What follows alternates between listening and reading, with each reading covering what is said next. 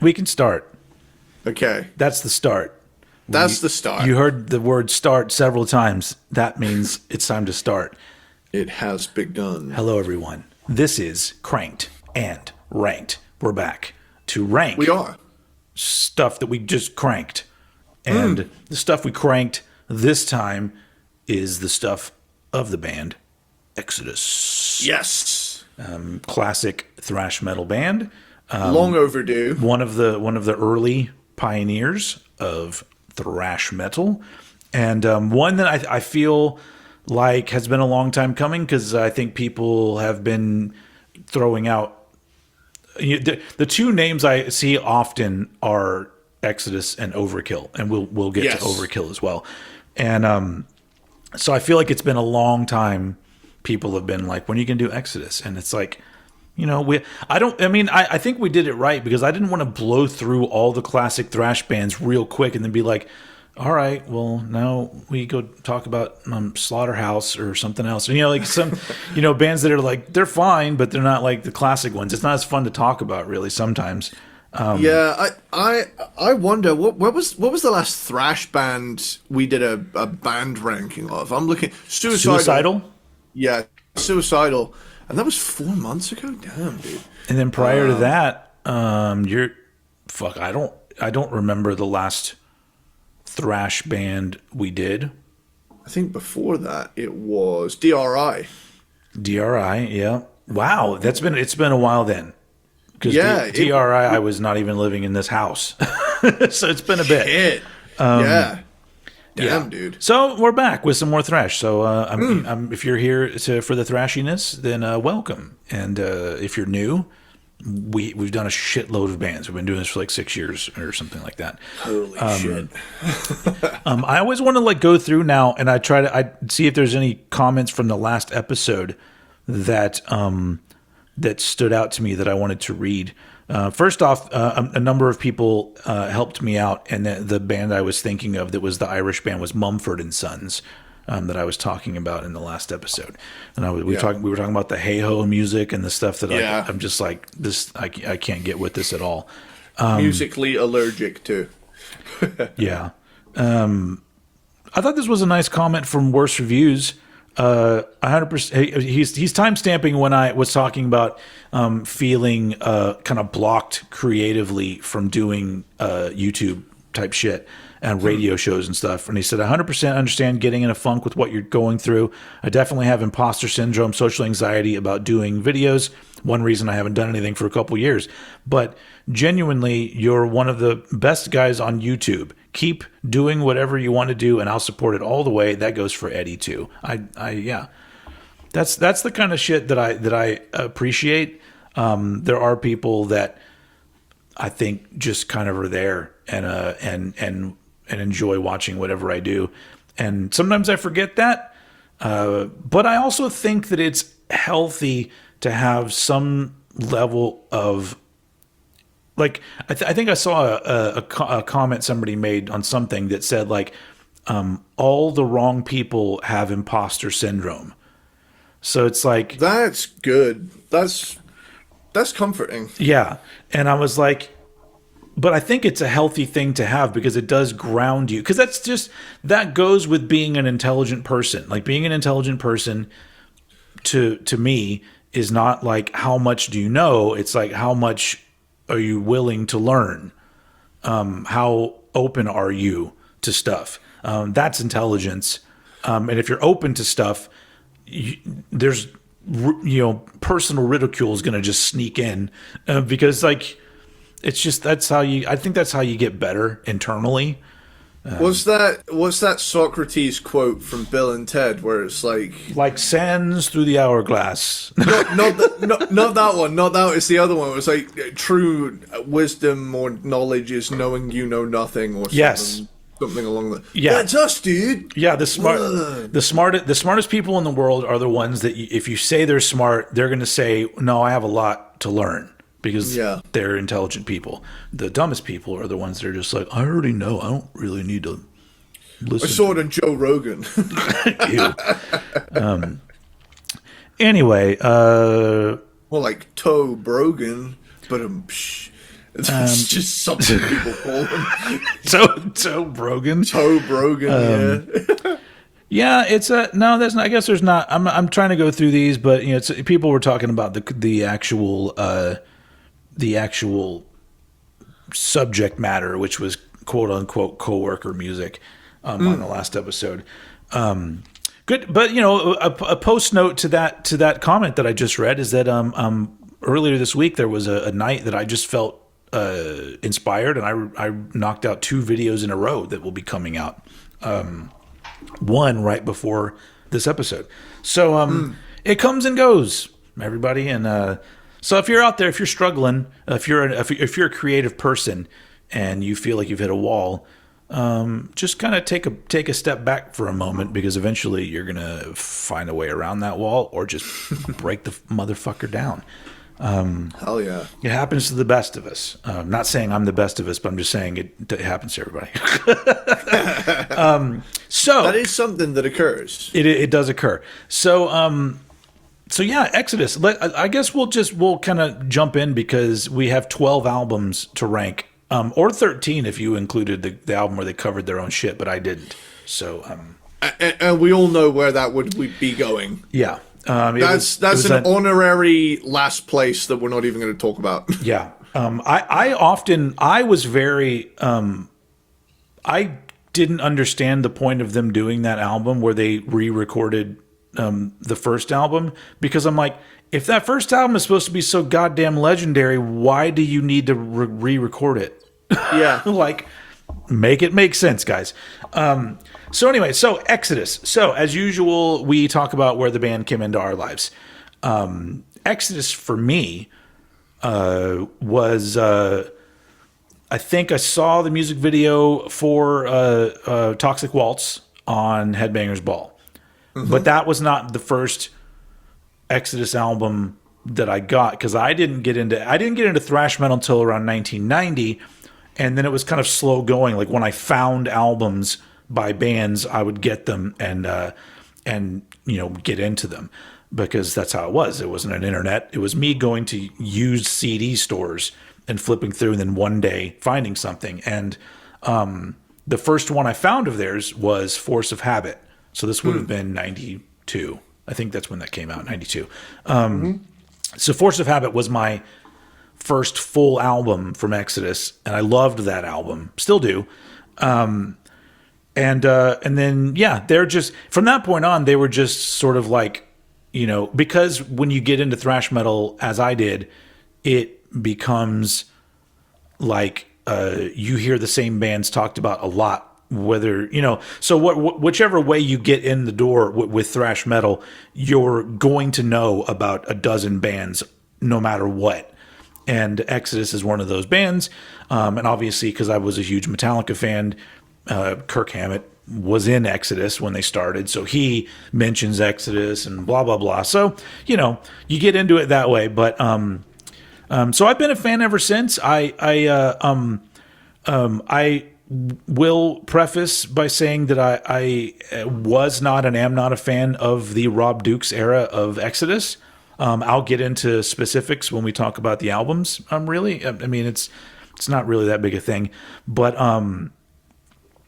I can say right now though that, you know, I'm gonna get a little critical about a lot of these albums. Yeah, some of them, but I can't say that any of these albums are bad. Like, that's the weird thing about doing a discography like this, is that there are things about it that I'm just like, well, I got to talk about that. I don't like that. But like, you take a step back and you're just like, there's nothing in this catalog that isn't like a banger. Yeah. So, but for you, like Exodus, for you, where was your first connection with them? I would say, it's hard to say. I remember the first Exodus album I got was Impact is Imminent on CD. Yeah. And I just wanted to expand my thrash knowledge. And I remember really liking Impact is Imminent at the time. But like, the most interesting thing about this discography is just how different everybody's ranking is, because I've done some looking around. I always do like a cursory look around other people's rankings, not necessarily to influence my own, but to just like, you know, maybe build on maybe some context of things that I might have missed, or fun facts I didn't know, or anything like that. But the thing that shocks me is just how many quote-unquote classic era thrash albums are found near the bottom of so many people's lists. I found there are a lot of people who prefer the Rob Dukes albums. Yeah, it's really interesting. Yeah. I mean, I'll get into it. I'm of the same mindset. You know, I'm not as big on the Rob Dukes era as I am. I don't want to give too much away too early on. But I have a feeling that our lists, at least time-wise, are probably going to be similar looking. We're going to have certain eras above other eras, maybe, but possibly, yeah, possibly. But I think overall, they're one of those bands that's incredibly consistent in how praised they are, because Exodus have consistently been a thrash metal band. Yes. If we're being honest with ourselves, because a lot of people, like even on Force of Habit has lots of thrash still on it. Yeah, it's just because of A Good Day to Die is the only reason why people say that they got groovy, because there's other groovy parts on that, but there is a fuckload of thrash on that album. Yeah, I will say this now: Force of Habit has more thrash on it than the Black Album, Countdown to Extinction, Sound of White Noise, and fucking Testaments the Ritual combined. Slayer didn't put out an album really during that time. Yeah, but like if we're being honest with ourselves, everybody acts like Force of Habit is this like Saint Anger or Lulu situation, when in actual fact, if you actually look at the songs on it, people always like call it a shit attempt at being grunge, and I think, did we hear the same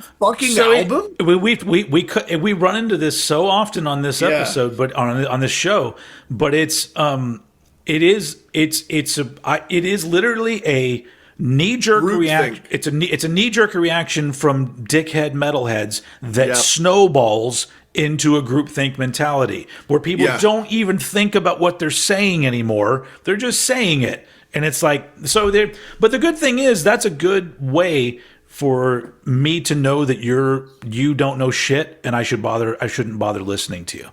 It's just for sure. It's just like the way people communicate. I've come to learn the patterns of people who talk the talk but don't walk the walk. They haven't done the time or paid any attention to the fucking music or know anything about it. It's just here are the words I'm supposed to say. And it's stupid. Here's my correct answer. Yeah. Please give me good marks on my test. Yeah, but I mean, the thing is, it's like for the overall, like you're right though. Like every other album, for people that just want a thrash metal band to do thrash metal things, Exodus is one of the most consistent. Because even like Overkill like went through, like they did legit groove metal. At one point. And so, but even them, but like Exodus is like, barring a couple songs, a few songs here and there throughout their discography, they are really holding down the fort when it comes to thrash metal. I'm also tired of this groupthink mentality that the 90s were a bad time for metal. Like, everybody's always like, I can understand if you're a glam metal band. Yeah. That being a really hard thing to go through, but there's grunge bands with metal elements. Grunge is very much a part of the metal story. Yeah. And also, on top of that, some of like the groove metal era, I don't get what people's beef with it is. It got a bit slower and a bit more movable. But you have to remember, like everybody, especially people that consider themselves metalheads, they all, I feel like, all have a different thing that they're coming at it for. Because somebody could say, I'm a metalhead, and they want what Exodus has been doing. There's another person that says, I'm a metalhead, and they want everything to be King Diamond all the time. Yeah. And so it's like, if you come into metal and your shit is all like swords and dragons and then you get to the 90s, that shit really wasn't there anymore. So I could understand that. And if it wasn't financially successful anymore. Some of it was, but in overseas, I'm talking about in America, because that's where my experience was from. I do realize that things like power metal and all that other stuff continued to thrive in the 90s over in Germany and elsewhere. But I think that's what it is that the term metalhead is so broad now that you don't even know. It's just like, well, you say you're a metalhead, but you don't want any thrash metal, or you're a metalhead and you don't want like me. I for the most part don't want to listen to like power metal type stuff because it's cheeseball as fuck to me. But some people, cheeseball metal is how they got into metal, and that's what they want. And that's not wrong. It's perfectly fine. And I'm belittling it by saying it's cheeseball, but it is. I like cheese balls. Yeah. I've been known to eat an entire bag to myself on a night I've had a little too much of the sauce, and then all of a sudden I've gone through a biblical amount of cheese balls, cheese puffs. But yeah, so that's what I'm. The point I was trying to get at was just like, people don't take into account that they don't want the same thing that other people in the same realm want. Yeah, for sure. It is what it is, and so that's why I like our rankings. A lot of people that have watched this for a while kind of know what they're going to get, and people that are really into like trad metal or whatever know that we're probably not for them. Because we are dudes that enjoy a lot of metal, but also embraced, grunge and punk and all this other stuff. So, which brings us right back to thrash metal, because I think that thrash metal, one of the things that made thrash metal happen was the kind of a combination of new wave of British heavy metal and punk, kind of all coming together, and Motorhead, which was kind of punky in their own right. Bridge the gap. So yeah, it's like all that stuff. It's like very important to the beginning of all the thrashiness. But I really feel like when I hear early thrash, I really think of like, these people heard the first Maiden album and Motorhead, and those it's like those things kind of together. But I don't know. Anyway. Yeah. But so speaking of that, a band that was there in the fucking beginning, Exodus, and they're still at it. They literally just put out an album like a month ago now. Let me have a look. Goliath came out March 20th. It almost to the day of recording this. It's been out for a month. So when you're watching this, it will have been a little over a month. And then all the way back to, their first album was 85, although recorded before that, but we'll get to that. So yeah, I guess let's just jump right into it, because it's 12 albums and a lot of conversation to be had, because they're an absolutely legendary band. And so let's get things started. As usual, I throw it to Eddie to start us off with his number 12 Exodus album. Okay, my number 12 is Shovelheaded Kill Machine. Okay, so I can't lie, one of the coolest names for an album. Yeah, yeah, it's a great name. Holy shit, what a great name. But here's my thing. It's no secret to longtime listeners that I'm not the biggest fan of 2000s era production. Yeah. And I find that a lot of good songwriting during this time is brought down by bland production. But my sentiment with this album is we went from a thrash return to form the year before, with what's it called, Tempo of the Damned. Yeah. To, following up a whole year later with a new vocalist. And here's my thing. How are the vocals from Rob Duke? he's very good at being insert metal vocals here. Yes. But he doesn't jump out to me as a personality quite as much as Bailoff or Souza. And I think a lot of the personality that Exodus has is carried by those snarling, almost sarcastic, taunting you vocals. And I would say that especially early on, I had a big problem with Rob Dukes occasionally trying to sound like Zetro. And then when he wasn't trying to sound like Zetro, he just sounded like any random dude that you pulled off the street and put in a band. Like, it was zero character. So he's perfectly fine at doing what he does, but they're a band that needs more than perfectly fine, which is why I was never a fan of him being in the band. Which he's back in the band now, by the way. That's the thing, is like when I was listening to these albums chronologically, I didn't realize just how much Zetro was carrying the charisma of the band. Yeah. Because there's a huge presence that he has that just isn't here. And to me, this sounds like a good thrash metal band, you know? Yeah. Good at what they're doing, but not jumping out to me. And I also don't like using the term rushed to describe albums. Like, some of my favorites were probably made in a hurry. Yeah. But same here. Yeah. This gave me the vibe of impatience and holy fuck, we need to show off our new vocalist.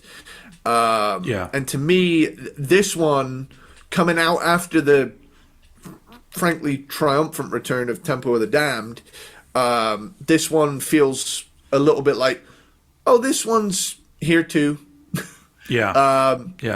So really, it just feels like a little bit of a bummer to me to come back with Tempo of the Damned, and it's Souza fronted Exodus, and then you get this, and it's like, so we've gone from Exodus are back to Exodus are a good thrash metal band. Yeah. It's very important to point out that without the name Exodus, this would have been an album that some people were into and some people really liked, but it would not have carried the same weight.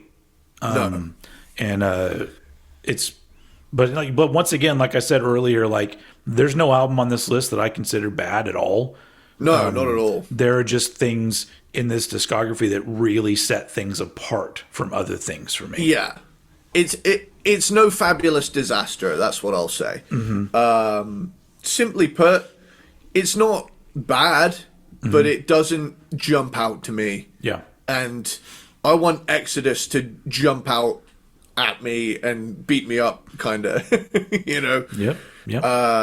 So yeah, with that, that's my number 12, Shovelheaded Kill Machine. Cool. My number 12 is the newest one, Goliath. Okay. Probably because it's just a real bummer to me. I understand that, you know, relationships in bands go sour for one reason or another, and it's been a roller coaster of a relationship with Exodus and Steve Souza. The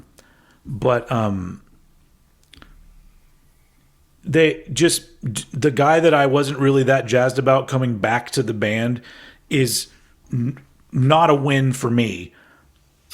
Like you said, there are people out there that really like the Rob Duke stuff, so this is a big deal for some people. But at this point, like, since the 2000s, you know, I would say that I'm even going to throw Tempo of the Damned in that. There hasn't been much variety in what they've been doing. It's been songwriting wise, you take all the vocalists out, it's real similar stuff, and it's interchangeable from album to album at this point. So, and none of it's bad. Like, if you take a Exodus song on its own and play it randomly for me, I'm gonna be like, that's fucking great. But yeah, you know, there's so much metal out there now, and there's other thrash bands and newer thrash bands, and like, when you get a band that's just not really bringing anything new to the table, and it's become a thing where halfway through their modern albums, I kind of lose interest, and it loses my attention, and it just kind of becomes a background of buzzy sounding guitars that I can't even tell the difference between a couple songs sometimes.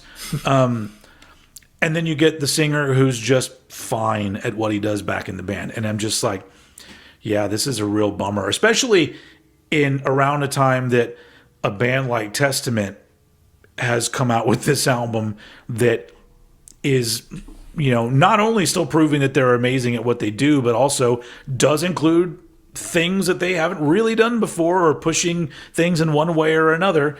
But once again, some people that are into like metal, Goliath is what they want. They don't want what Testament just did. Testament put a fucking ballad on their album. So I understand that, but audience wise, for me, I'm listening to your album. There needs to be some kind of a journey. There needs to be something that makes this album stand out from another album, and songs, individual songs. I need to step away going, yeah, that one track, man, I go back and listen to that. But most of the time on their more recent albums, I'm going to be like, what track was that? What part was that in what song? I don't even remember. Like, it's just, and that's on like the third listen. It's just so like, okay. So it's really tough to look at an album like Goliath, where you can look at so many things and go, these guys are still fucking nailing it. And it's it's energetic, and it's ferocious, and it's fast, and riffy, and all the things that should equal a good album. But it's like they have this one level, and they don't ever build off of that level at all. And so it just, at this point, I'm just kind of exhausted. Or I'm just like, fair play. Yeah, it's fine, but you're not gonna get my money when you put out things like this. Let's just say that. So that's my number 12, Goliath. Cool. That brings me to my number 11, which is Atrocity Exhibition Exhibit B. Also my number 11. Okay, cool. We can camp out here for a little moment. Here's the defining thing I have between this and the other one. It's got a slightly more bloated runtime. Like that's pretty much it. I mean, it's like a semi-concept album vibe on these two. I mean, they're linked by their titles, but there's lots of long tracks. There's a bloated runtime. Rob Dukes doesn't have a varied enough vocal range, I think, to carry this much music in one go, and I miss the snarl of the likes of Souza and Bailoff. And honestly, we haven't even gotten to an album with Zetro on it yet, but he's not really given enough credit for his range, because he is able to carry a tune, do like a high pitched, crazy scream kind of thing, or do a more shouty type thing. Like, he brings dynamics to the vocals. And I know that I can get known for this. And I know that Rob Dukes has his own dynamics, but they're just not dynamic enough, I guess. I don't know. It strikes me as like standard tough guy 2000 metal vocalist. Yeah. In the thrash zone a little bit. And it also doesn't help when so much of their lyrics in this century has been this middle of the road, like, what is this song even about? What are you mad about? Like, you're not even being specific. You're just being, I'm evil and taking over. Who am I? Well, who cares? Just mosh. It's like, it's just, the lyrically speak. I mean, it's not all the songs, but, and they're not the only band that does it, but there's a whole lot of this, the way that people write, that is just this it's so samey with the lyrics. it's just it's like a Mad Lib of like tough dude metal, and you're just like, what words are we going to insert on this one? And with Exhibit B here, it's so much not very different from the first album, and I'm like, oh, you got away with it because you just called it a sequel. Like, oh, we're gonna make the same album again? Just tell them it's a sequel. It's fine. Yeah. There's not a lot separating these albums for me, and they do their job as later career thrash, doing thrash correctly without making mistakes like Force of Habit or the Lowrider cover, stuff like that. They called the Lowrider cover a mistake? That's fun. There's people out there that think fun and metal should be two separate things. Which, I mean, great. Don't have fun with that. yeah. I think it's probably a good point now because we've got so many criticisms. It's it's important to point out that once we got into the 2000s with Exodus, it really is the Gary Holt show. Because Gary Holt is fantastic at riff writing and as a riff, a riffy guitar player. He's the only guy on every album, right? Oh yeah, you're probably right. Yeah. Yeah. But also like he's the driving force. I'm pretty sure he's the guy that's doing the heavy lifting with the songwriting. And there's no denying that guy is an absolute fucking legend.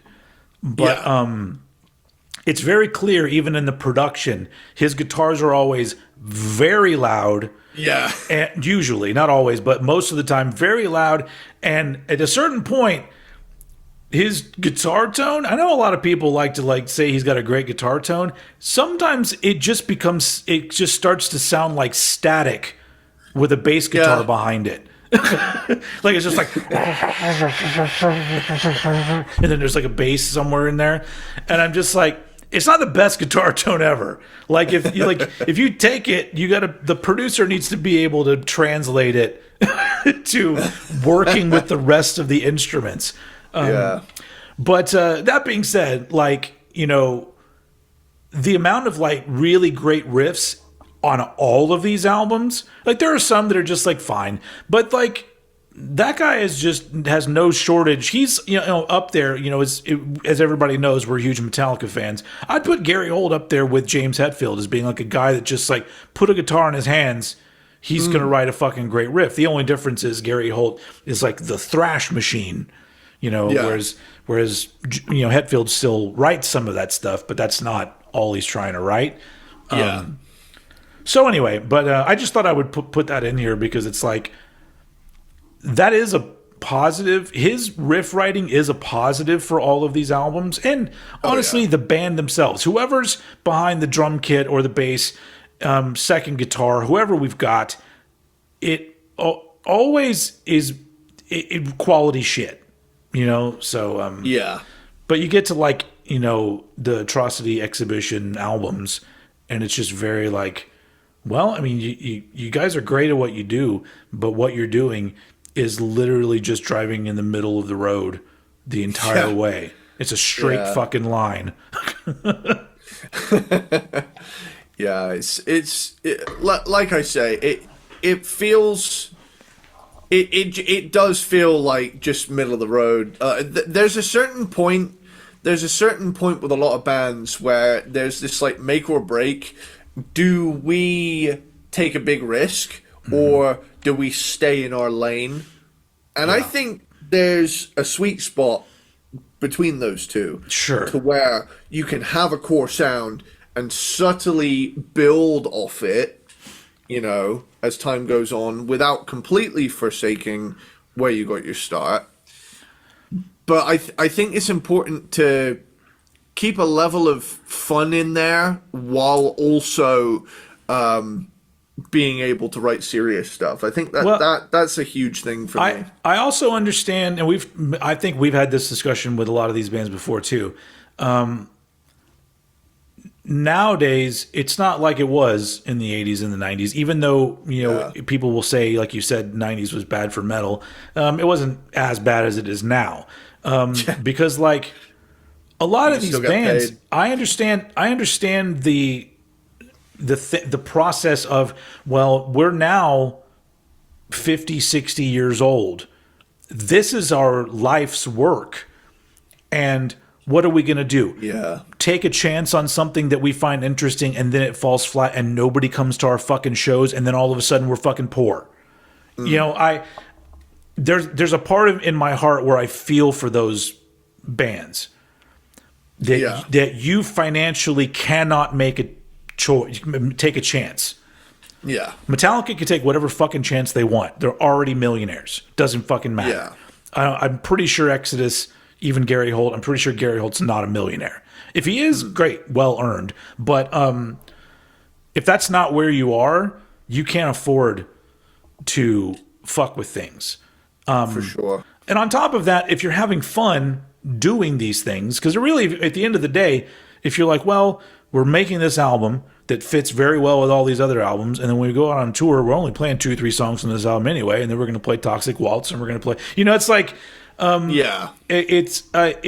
I understand it's not as simple as it was back in the day, where there was the comfort of being like, well, we can take chances, and our audience will be there for us, because audiences these days, for the most part, are fucking lame. Yeah. And fickle. Which sucks.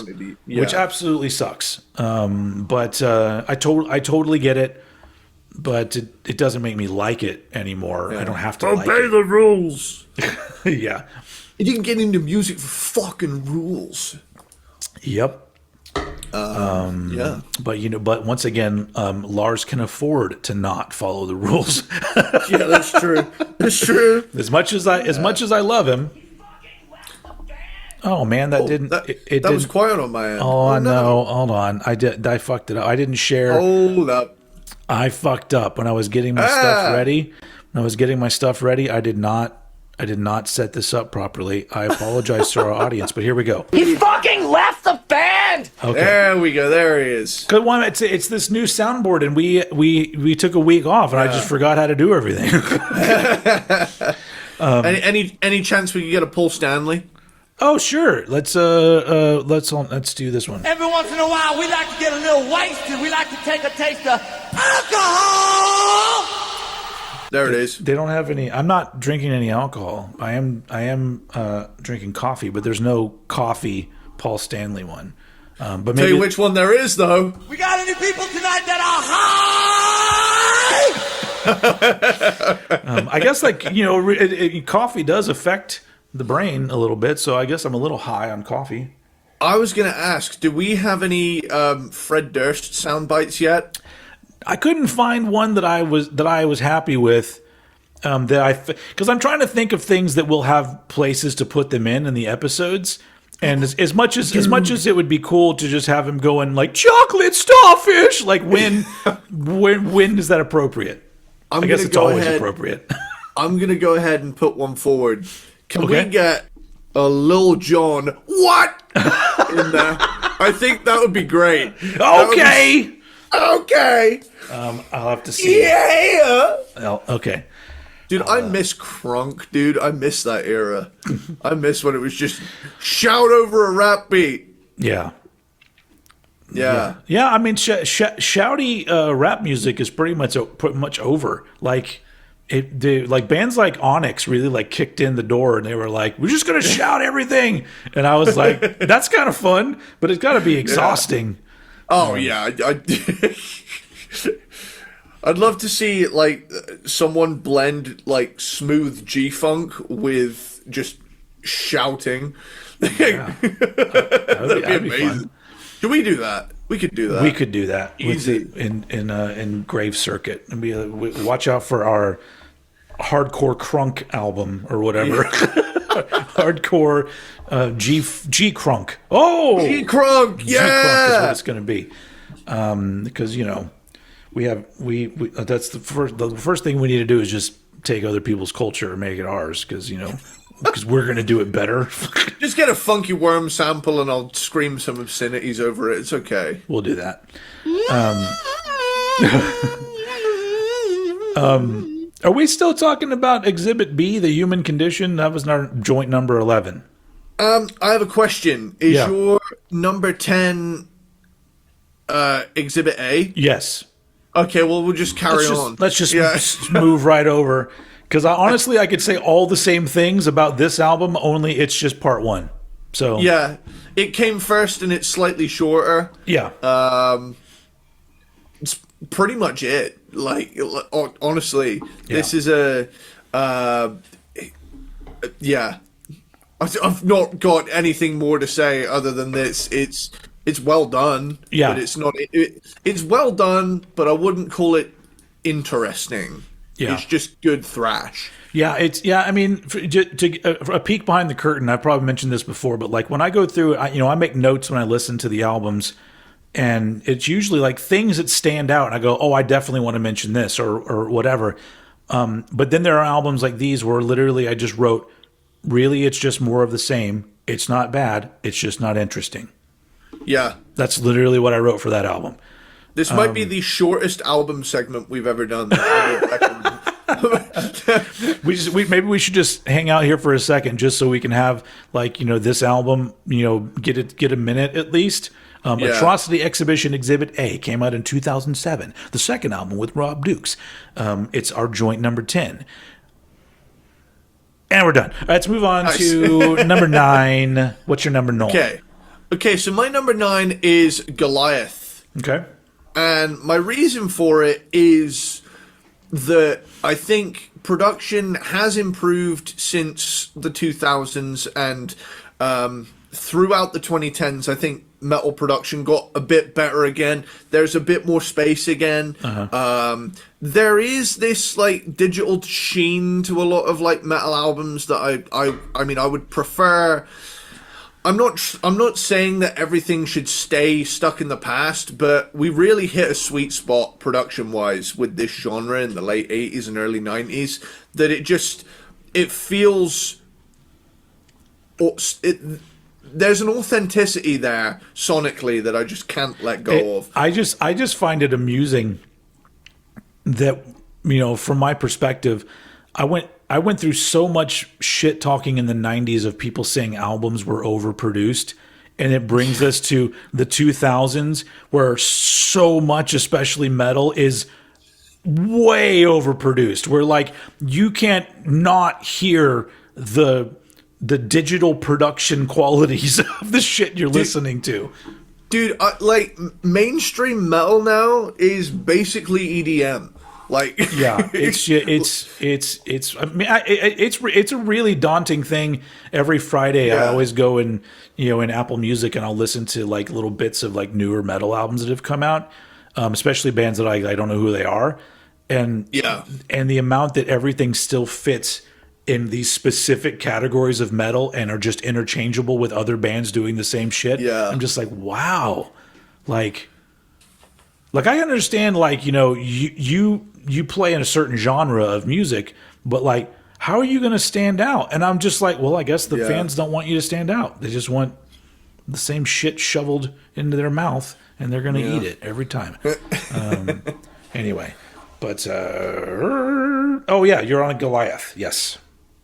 I will say, going back around, this feels like the most classic Exodus vibe that they've achieved with Rob Dukes on an album. I don't want to come across like I'm shitting on Rob Dukes. He, like I say, he's good at being a metal vocalist, but he's not a big personality. Yeah. And I think that, I would like to go on record and say that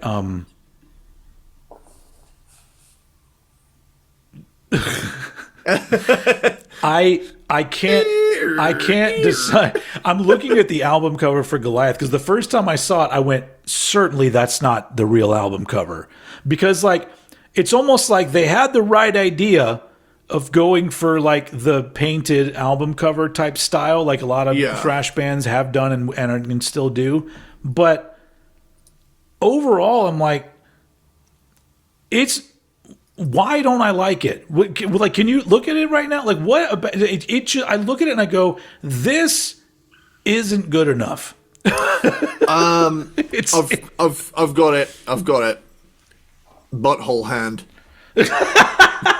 You're probably not wrong. But also, where does the butthole hand lead? Because there's also the earth is cracking open and people are falling into it. But this guy is like, Other butthole. this is, Other butthole hand. yeah. Why does that other hand not have a butthole on it? Why is it just the Because one? that's not where the other butthole hand is. Where his butthole is, there's actually a hand. Yeah, I really feel like this is like, like I don't know who painted this, but it's almost like somebody who was a big fan of Ed Repka, but this is like just the first album cover he painted, and he's like, well, I'll try to do an Ed Repka thing. It's his evil twin Ed Replica, which is a real guy.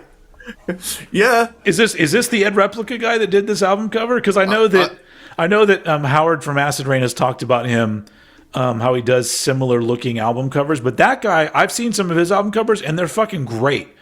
I actually didn't know that this Ed Replica was a real character. I don't know if that's not his actual name, but I think he just gets referred to as Ed Replica. Either that, or you and Howard just have the same sense of humor because you're both British.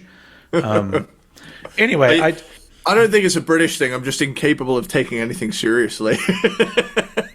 Yeah, but really, like the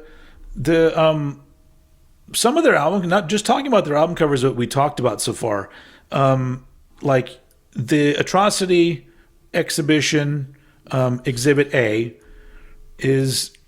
looks like an album cover that like 20 different metal bands did around the time. I think Creator has an album that looks almost exactly like this. It's just like skulls and wings and lady and gray. And it's like there are like 20 different album covers that look exactly like this one. Poorly faded Photoshop transitions. But then Atrocity Exhibition Exhibit B, The Human Condition, I actually really dig that album cover because it's like the human, whatever you call that painting of like the human guy that's got all the only it's a skeleton and they've got like weapons in the hands and a Bible. I like that. That's cool. I look at that and I go, it looks unique. It's a cool idea. I really enjoy it. What else have we talked about so far? Shovelheaded Kill Machine. Yep. Which that one's fine, but it's too on the nose. It's like the album's called Shovelheaded Kill Machine. Oh, okay, I have an album cover for you. Oh, cool. You mean you're already done with it? Yeah, I just did it right now. Not bad though. Just like not exciting. Anyway, I'm sorry. We're on.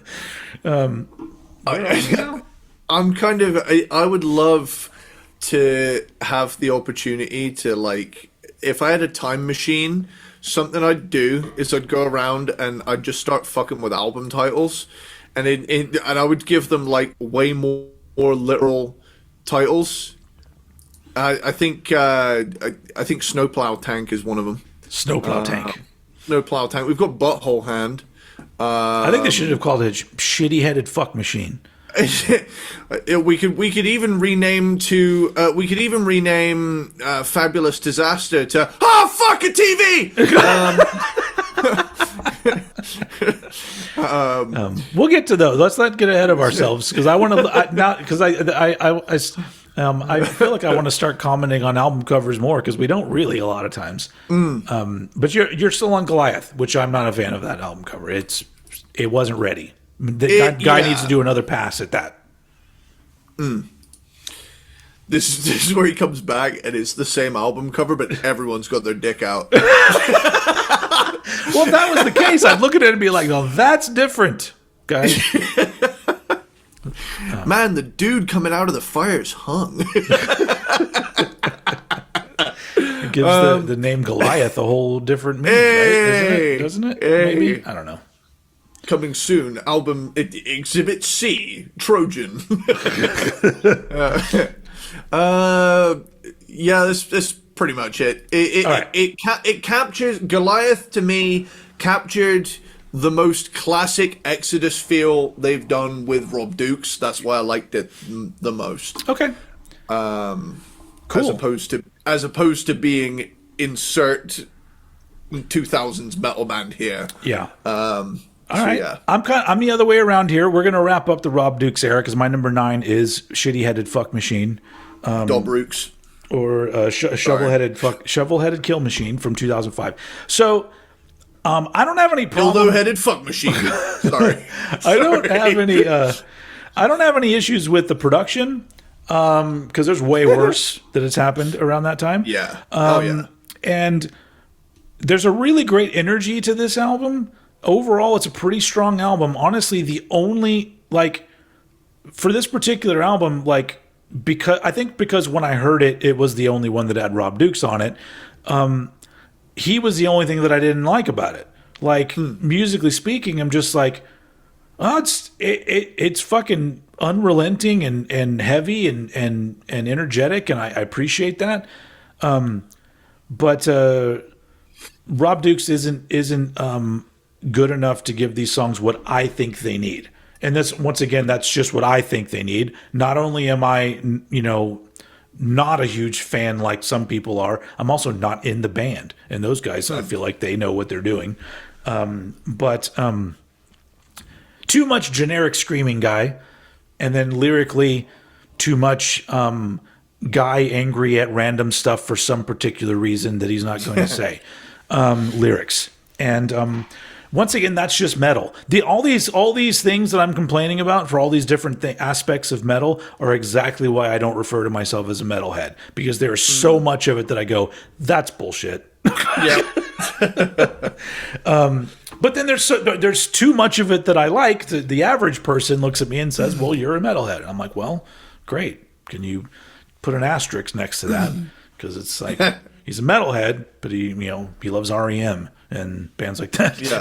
It's like, so, but the weird thing is, and we've talked about this before too. I know I say that phrase a lot, but we've done so many episodes. We've talked about everything before, but the thing that I think is so fascinating is that the people that listen to music like this, especially like Shovelheaded Kill Machine, are so like, metal is the only way. And then what do? You read a fucking interview with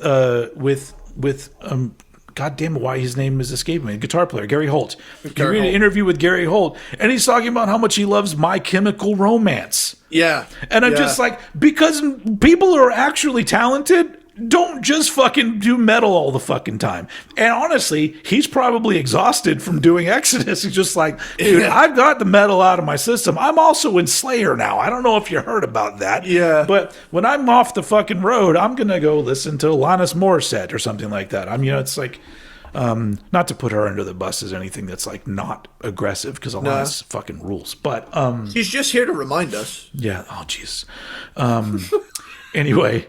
But yeah, so it's I find it amusing that so many of these these people in these bands are also the first people that are just like, no, some of my favorite music is absolutely not metal at all. But we expect them to just do metal all the time. Otherwise, we're not going to their concerts anymore. Yeah. So fuck you people out there, because I feel like there's probably a pretty good emo album in Gary Holt, but he just can't let it out because you guys are assholes. So. And it's kind of hard to pass a CD. Yeah. Speaking of that, how have we not done My Chemical Romance yet? Like, what the fuck happened with that? I'm down. I have gone through not only have I gone through a nu metal forgiveness arc, I've gone through an emo forgiveness arc. Well, a lot of those bands, a lot of the contemporaries of My Chemical Romance are not. I don't like them. And honestly, I only know for sure that I like one album by My Chemical Romance. I don't know about anything else. So could go either way. But we'll put them on the list. But we also got to do what I was telling you about. I want to do. I'd like to do Ned's Atomic Dustbin. Yeah, because but getting into the Grebo, for those of you who know what that is, that I always knew like random songs from these bands.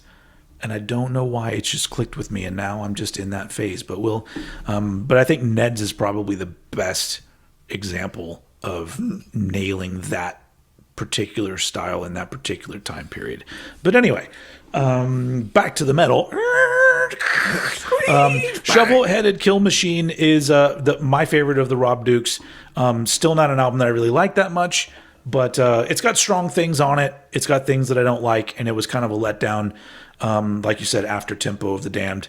But there are people out there that their ranking is the complete opposite of what we're doing, where all of these Rob Dukes albums are on the top, and you're not wrong. Let's move on. Number 8. Cool. My number 8 is Persona Non Grata. Hey, me too. Same thing. Cool. Okay, so this is the last one with Souza again. Maybe forever at this point. I mean, they're getting old, and they've had enough drama with him, or whoever the drama is with. I don't know who the drama actually is. I was going to say, is that on record? Like, who's beefing? Like what causes this? There's no outward beef. All I know is that it's one of those things where I think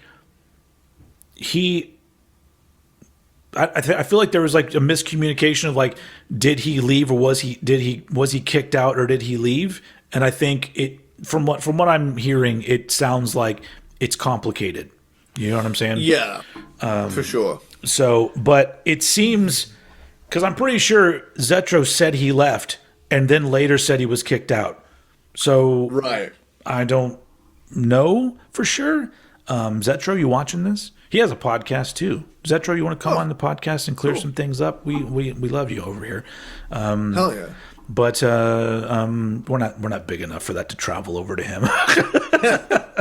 Dude, I would love for him to come on here, but like I want him to do the entire podcast in character as Exodus frontman Zetro. And just be like interviewing this like just his entire way through. That'd be fucking amazing. That would also be exhausting. Yeah. Anyway, Persona Non Grata. Persona Non Grata was when it came out. I was super disappointed in it because it's, for me, a huge step down from Blood In, Blood Out, where I thought that was a pretty strong album. Persona Non Grata, once again, it suffers from being more of the same. And it just so happens that this is the second album after Zetro was back with the group. I just thought it was way too interchangeable. And in 2021, to have a thrash band come out with an album with more of those lyrics where it's like, the internet is lying to you type lyrics, I'm just like, God fucking damn it. I'm so done with that shit. We're gonna draw a line under specifically like even if you write a song about the internet, do not title it something like clickbait or something like that. Yeah, like for Christ's sake, like stop it. Stop doing that. But I hate it because like the title clickbait, I would be like, ooh, there could be some juicy fucking lyrics in this, and guess what? There's not. Because once again, it's a business now, and they can't fucking alienate one half of their fucking audience and say anything like what they're really thinking, because like you guys have fucking backed them into a corner. Fuck you, metal community. Put that on my tombstone. Fuck you, metal community. On record. Anyway, but once again, I don't think this is a bad album. It's just like so like, I don't know. I'm sorry. I just jumped in and. No, you pretty much covered it. This is what I mean. I've got. It does a great job at being a later career thrash album. Yeah, but it also has all of the pitfalls of a later career thrash album, to where, I don't hate it, I don't love it, I just like it. Yeah. And that's the thing is that it's never going to be one I'm reaching for. At the same time, it didn't offend me, nor did I feel like my time was wasted. It's just a case of, well, that was fun. I'm going to go listen to Fabulous Disaster. I or Bonded by Blood or Force of Habit, because Yeah. there's things that differentiate those albums from other albums, whereas you get to this point and it's good, but what sets this apart from, you know, I was gonna say what sets this apart from the Rob Duke stuff, and really It's Souza. Steve Souza. Yeah. Like literally that is it. So Yeah. yeah. And the album cover is not awful, but once again, it is reusing some of the same elements, and then you're adding in these other elements where there's guys with masks over their head, like helmets with like batons. And once again, that's a very like, we're making a statement. Cool. What's the statement? It's up for your interpretation. And I'm just like, fuck yourself is my interpretation. Man have club. Yeah. Bonk. But it's not bad. I think this is one of those examples where I'm not in love with the album cover, but I love the coloring of it. Like, yeah, I get it's that. very pleasing. The way the red down the middle, down to the bottom, into the sky. It's like a darkish blue and gray. It's nice to look at. Just thinking about what it is of, I go, is okay. But visually speaking, I look at it and I go, I'm not mad at that one. It's just, it's just whatever. I get what you're saying. I am not a fan of album covers where it's clearly digital, Does it seem digital to you? Well, I mean, as in, like, you look at the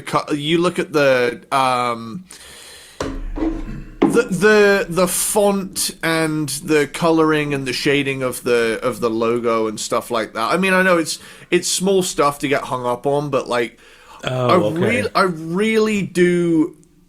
There's just something about like album covers from the 70s, 80s, and even into some of the 90s where I'm like, I don't know, if it's too CG, I get turned off a little bit. I want, I don't know what it is. Maybe it's a hang up I have of like a lot of modern music. Certain production styles and certain presentations get in the way of me being like, this music's taking me somewhere. I become hyper fixated on, I am hyper aware that this was made in a studio and this was done with Photoshop at some level or something. Which I know a lot of things are. I just kind of miss when stuff was painted or you took a photo of the band somewhere or something like that. I don't know what it is. It's a foible I have, and really, it has no bearing on the actual quality of the album. I mean, there's a lot of there's some great albums with shit covers. Yeah, but in the world of metal, I feel like album covers are important, more so than like R&B. You don't go look at an R&B album like, what's the album cover going to look like? Oh, it's going to be the singer posed in some different way from the last album. It's going to be a close up of said artist a little bit oiled up and bada boom bada bing. Yeah. Or it's like that one. There's like, I don't like this band. I can't even think of their name. But like literally every single one of their album covers is the lead vocalist naked in some way on the album cover, and it's just like, wow, that's not really obvious. They're just like, oh, you weren't going to buy our album? I'm naked on the front of it. Anyway, they're middle of the road metal band that has a female vocalist, and I'm supposed to like it, but I don't. I don't know who they are. Oh. Anyway. Oh, I'm trying to think now. Somebody out there knows what it is. But okay. But all those bands, even their names get interchangeable. Where I'm just like, yeah. What was that? We both were on this Persona non grata for number 8. Do you have anything? Your turn. Yeah. No, that is mine. That's my number 8. Oh. Your number 7 is. Okay, my number 7 is Tempo of the Damned. Same. Number 7, Tempo of the Damned from 2004. That's over 20 years ago now. Jesus It's ridiculous. Christ. I was coming up for 6 years old. Wow. I was You were a worm? 25? I guess I was 20. I can't do math right now. I was in my mid-20s in 2004. That's cool. Oh, actually, you would have been younger than I am now. Whoa. That's weird, dude. At one point, I was younger. Yeah? Yesterday. Just a second ago. Let me blow your mind. It's like that Mitch I Hedberg should joke. not have done mushrooms before this. I love that Mitch Hedberg joke where he's like, my friend said, "Here's a picture of me when I was younger," and he's like, "Man, every picture of you is of you when you were younger. I want to see a picture of you when you're older. How the hell did you do that? What kind of camera was that?" I love shit like that. That's great. Tempo of the Damned. Tempo of the Damned. So this is the last one with Souza before his return on Blood In, Blood Out 10 years later. But after a 12-year break from making records, Exodus have brought their thrash roots while incorporating some modern elements into it. Mm-hmm. I'll say it, they sound revitalized here, even if I am more of a fan of Force of Habit than the average bear. Yeah. I definitely feel like they've got a sense of, oh yeah, we're fucking Exodus back on this album. Also, it almost feels like it's the beginning of what they would continue to do throughout the 2000s. So it's almost like the beginning of an era. It's like their what is it? What's the God damn it? Brave New World. It's like Brave New World by Iron Maiden. Yes, they came back strong with that album, and then just continued to do similar things for 20 years. Which you could look at and go, not bad at all, but also not super interesting, which is exactly what we're talking about here. But I think that first foray into like, well, this is the modern Exodus, brings enough, especially when you have Zetro on the vocals. There's enough of it there where I go, this is cool because it's a different sound from what they were doing, but still feels enough like an old school Exodus album just done in the modern, quote unquote, modern day. Yeah, I like it. I think it's great. It even has a Kirk Hammett co-write. Hamster's on this. Yes. Yeah. I do really like the album cover. It's different. It's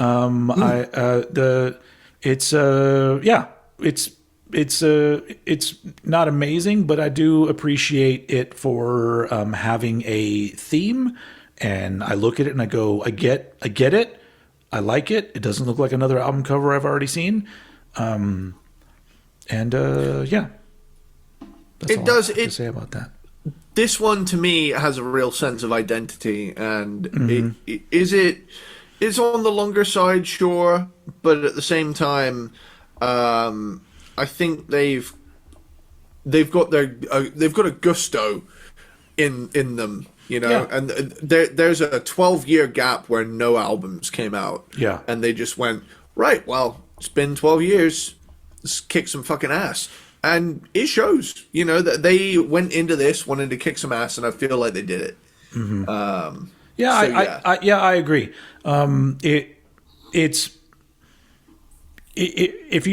Unfortunately, if you shuffle this in with a lot of the other stuff they did after it, it's a bit interchangeable. But taking it on its own merit, I appreciate what they did. It's a good variety of songs. And good comeback. Yeah. Musically, some of it does sound similar to things that they did in the past, only kind of like brought forward in more of a modern Exodus way. It's a fun album. Like, that's the thing, is it's enjoyable to where I don't get bored really with it. It's I don't know. It's good. Not great. Obviously, it's still number 7. Yeah. But anything else on your end for Tempo of the Damned? I think as far as things go, it's a good comeback. Yeah. And I think, I mean, now that we've had all of those albums that follow it, it kind of gets lost in the shuffle. Yeah. But I put myself in the shoes of an Exodus fan who really, I mean, if they didn't like what was happening on Force of Habit, that's like a 14-year gap between Exodus and quote-unquote being a thrash band. Yeah. Because as we all know, Force of Habit was a grunge album. Yeah. Because I've got one brain cell to come through myself. So I mean, you are right though. After all that time, it is a hell of a comeback album. Yeah, for sure. So yeah, and it's our joint number 7, so we don't love it that much. So let's move on to number 6. Let's see how much more we match up in this fucking thing.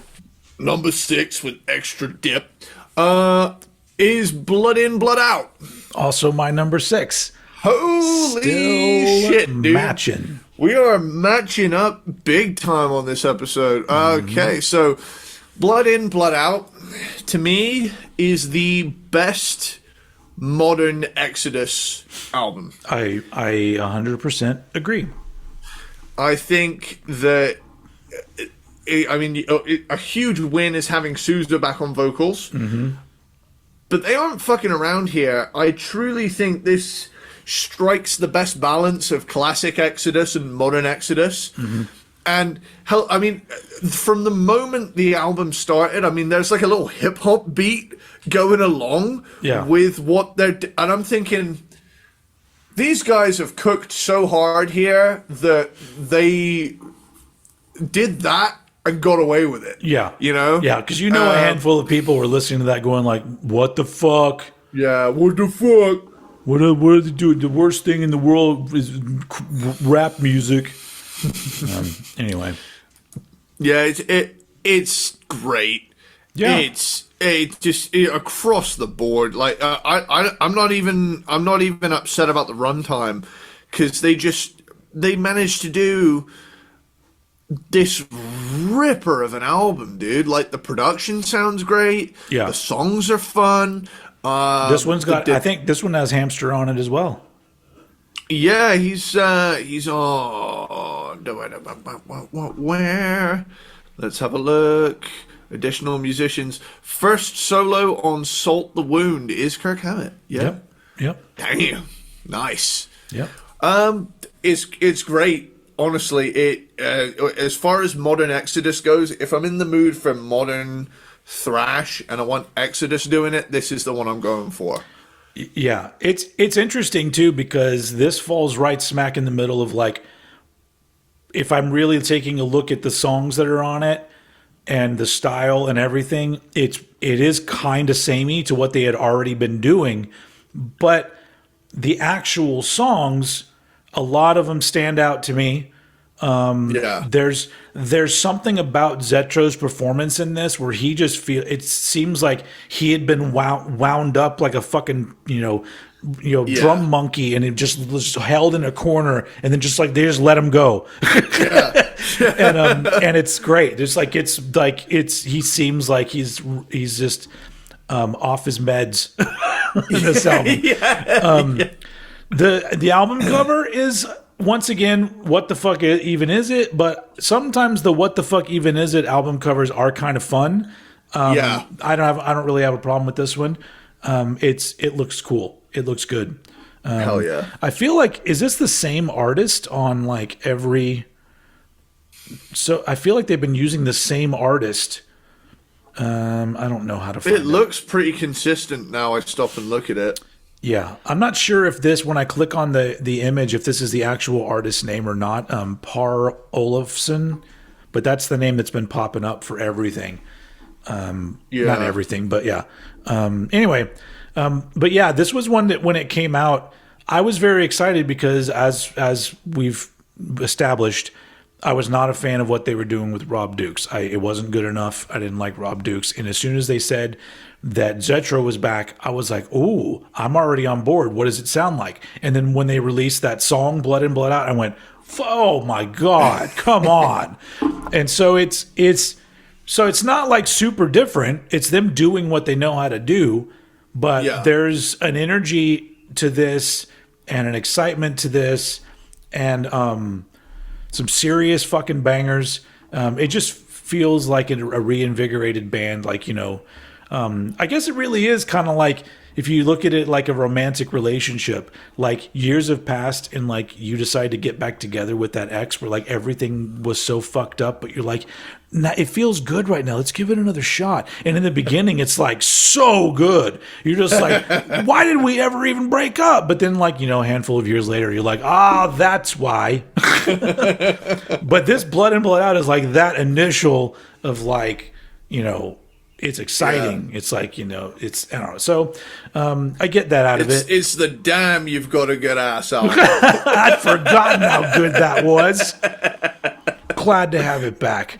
But yeah, it's a very strong album. But yeah, it's the same way with a lot of the bands that in the 2000s have put out similar sounding things. They're all able to at least one point put out an album where I go, okay, this one stands out a bit from it, even if it's not super different or any sort of progression. It's quality, and Blood In Blood Out is a very quality release for me. Yeah, and yeah, so it's our joint number 6. Yeah, fully agree. It's a cut above. Yeah, it's very enjoyable. Yeah. I will say that I have a feeling that we are now going to be parting ways in our ranking. This will be interesting. Because honestly, never before have I seen so many varied ranking lists with so many, as far as I'm aware, classic albums that people have like put near the bottom. I mean, on some lists, I've seen. I mean, of course, I've seen Force of Habit lower because people don't know what the fuck they're doing. Yeah.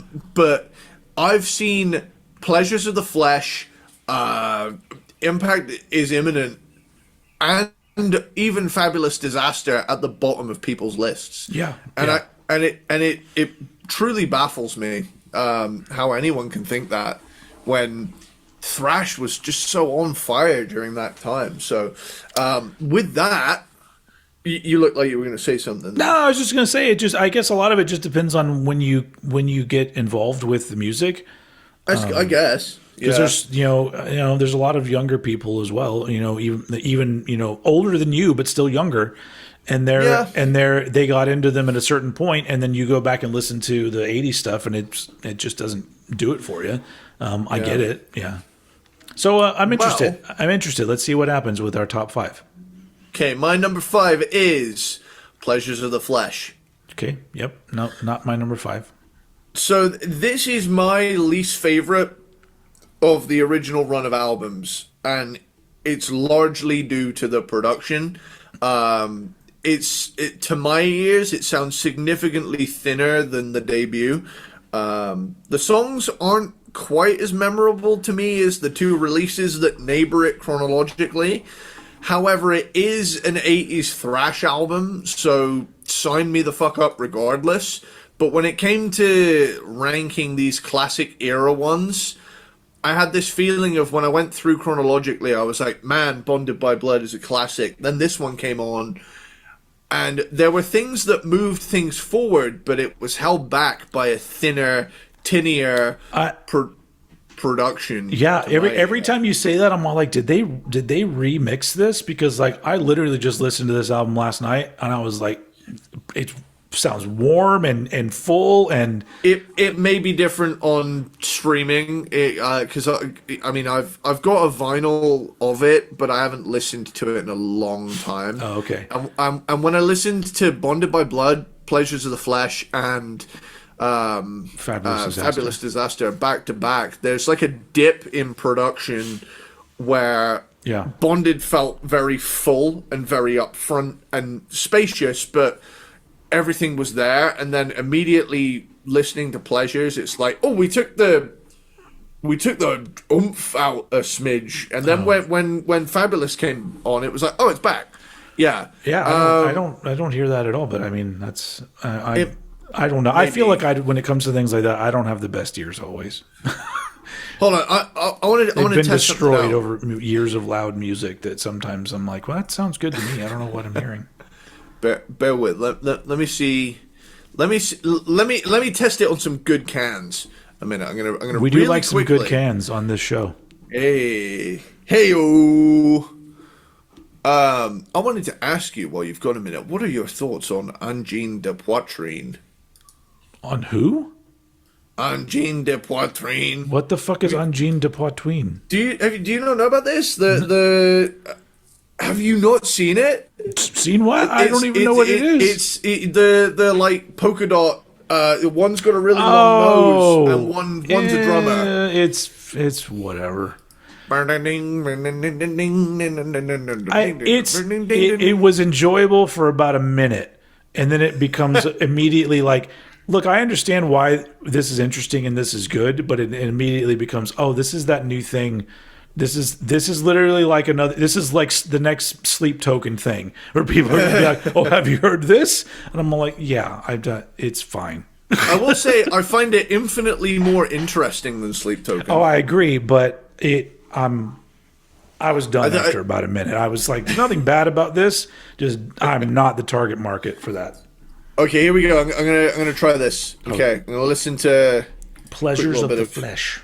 So hold on. Okay, right. Okay.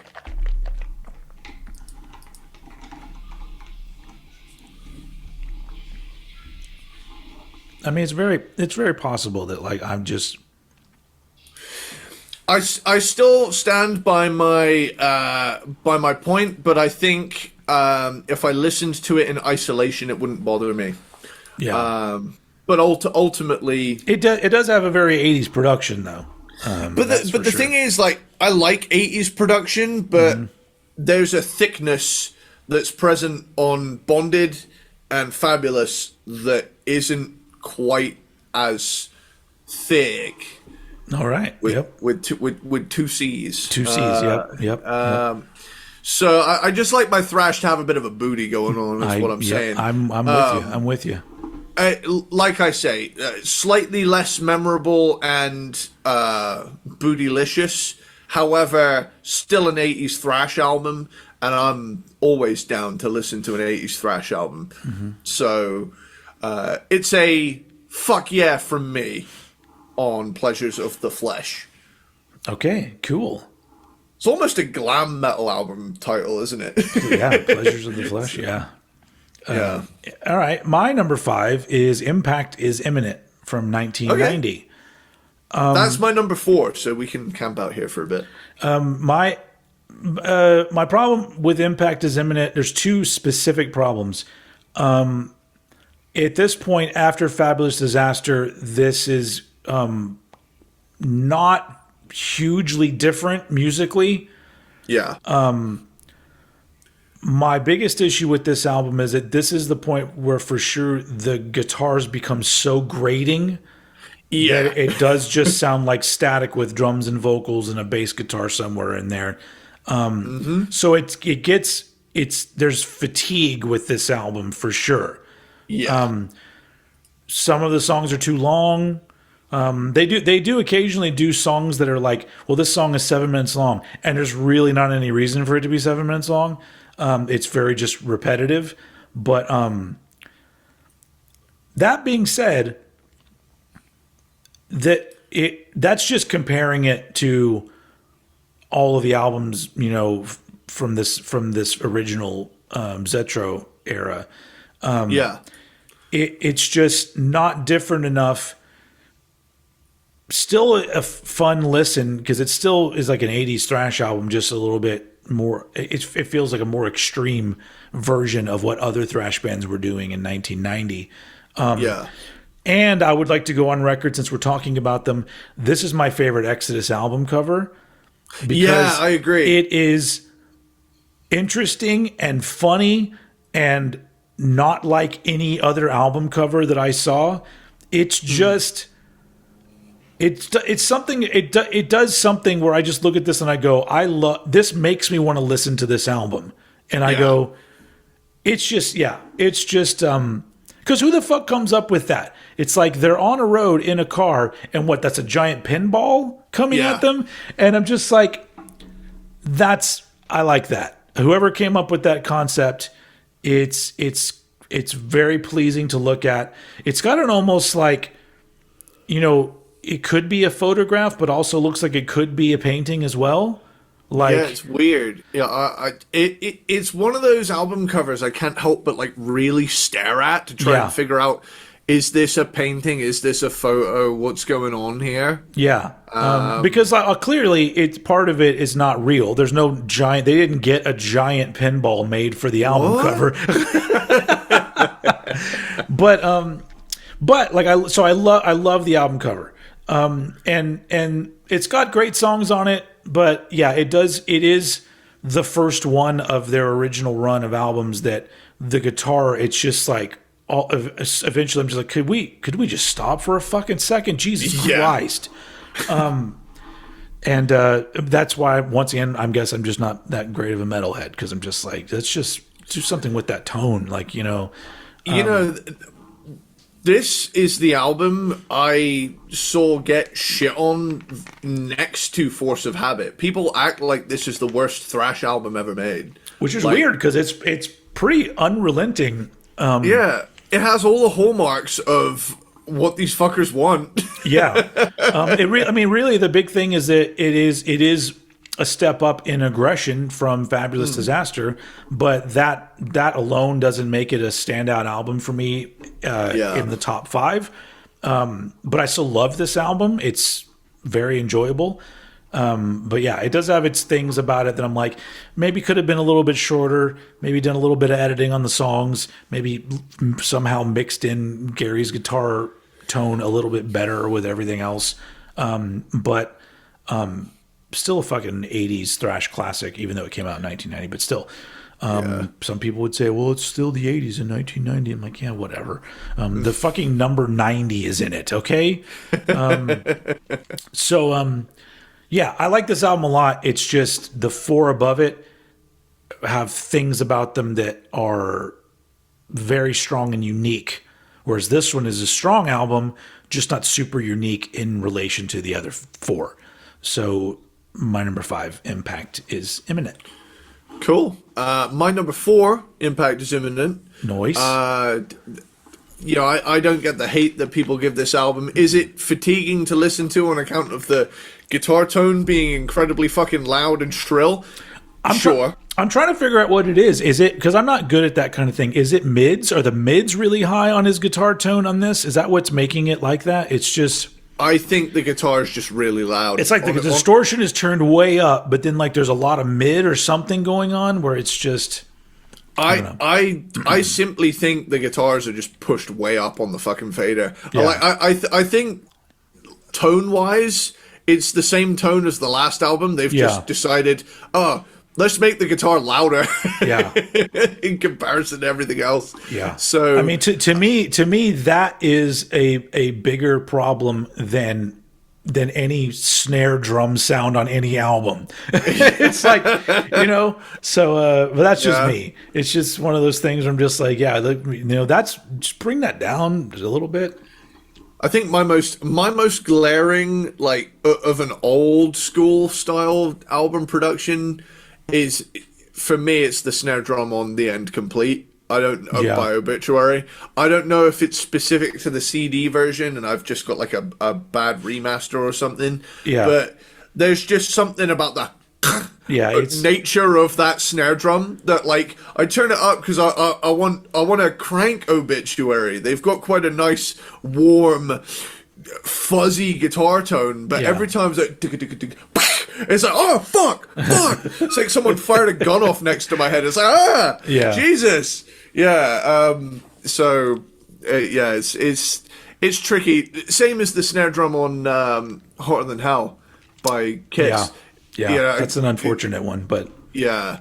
But like I say, at the end of the day, there's some great albums that have some questionable production, and this is among that.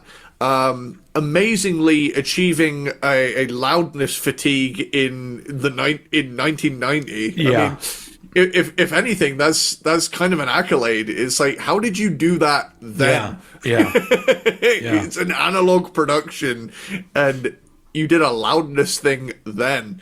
But above all else, I mean, I still love this album. I still love it. You got to go some to make me dislike an album from this period. Yes. It's virtually impossible. You know, you pretty much have to get up and say, I am a fucking Nazi, this is my album, to get me to dislike an album from this time. Yeah. Like, so pretty much it's amazing. It's good shit. Don't listen to people that say it's boring. Is it fatiguing? Yes. Yeah. Boring? No. Yeah. All right. Well, then that was your number 4. My number 4 is Bonded by Blood from 1985.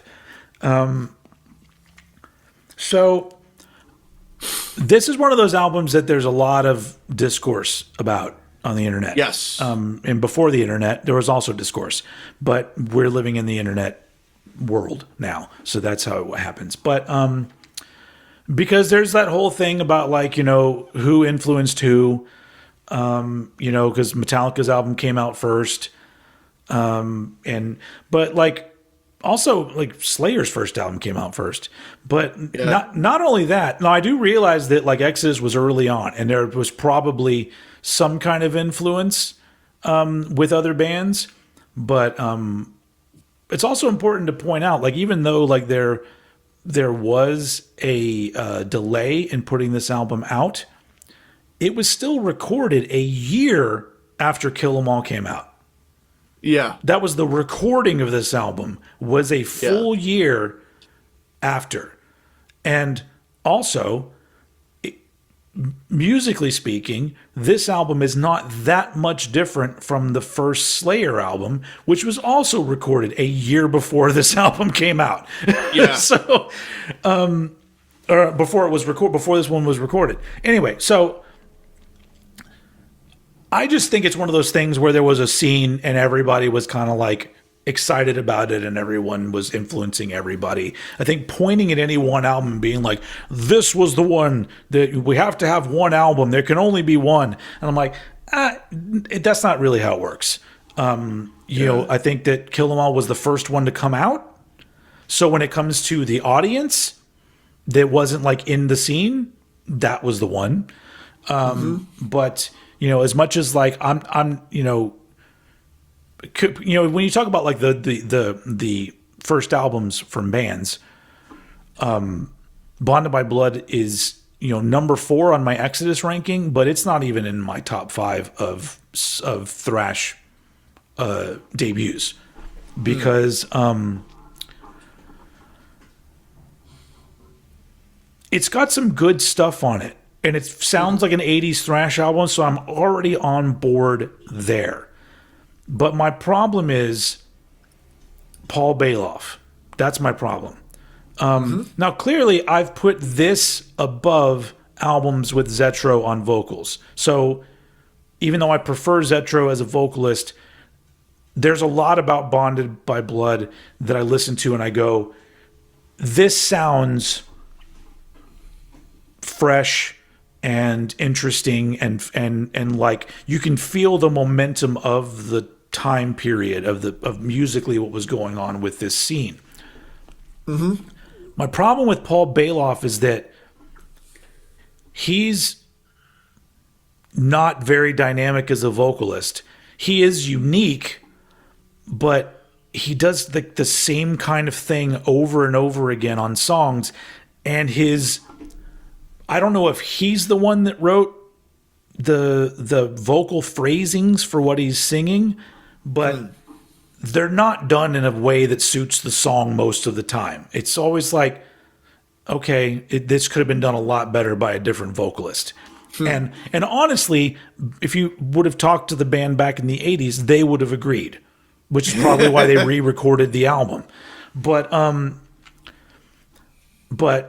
Bonded by Blood is like, you know, has become over the years like, you know, a favorite album of like the pick-me metalhead.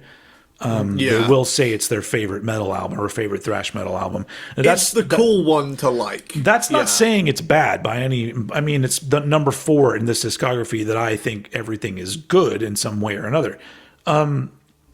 But at the end of the day, the album's biggest strength is that it was able to gain a reputation.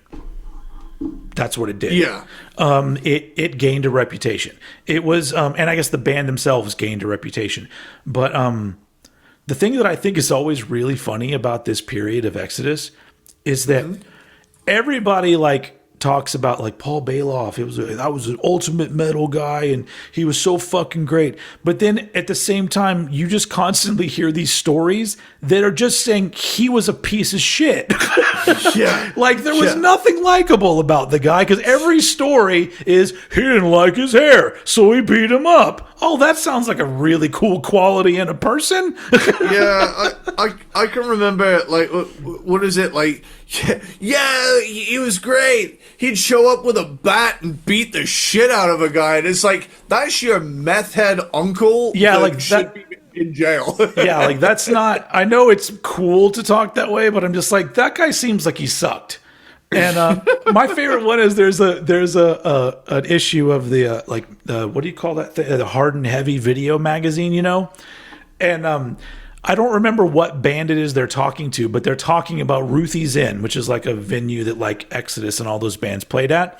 And this one band member is telling this story, and he's like, the Exodus was on stage, and Paul Bailoff told everybody to attack this poser looking guy, and so they slit his throat. And he just says it like in a nonchalant way. I'm like, wait, there was an attempted murder, and you're just like, this is so great, Paul Bailoff, attempted murder. Ah. Jesus Christ.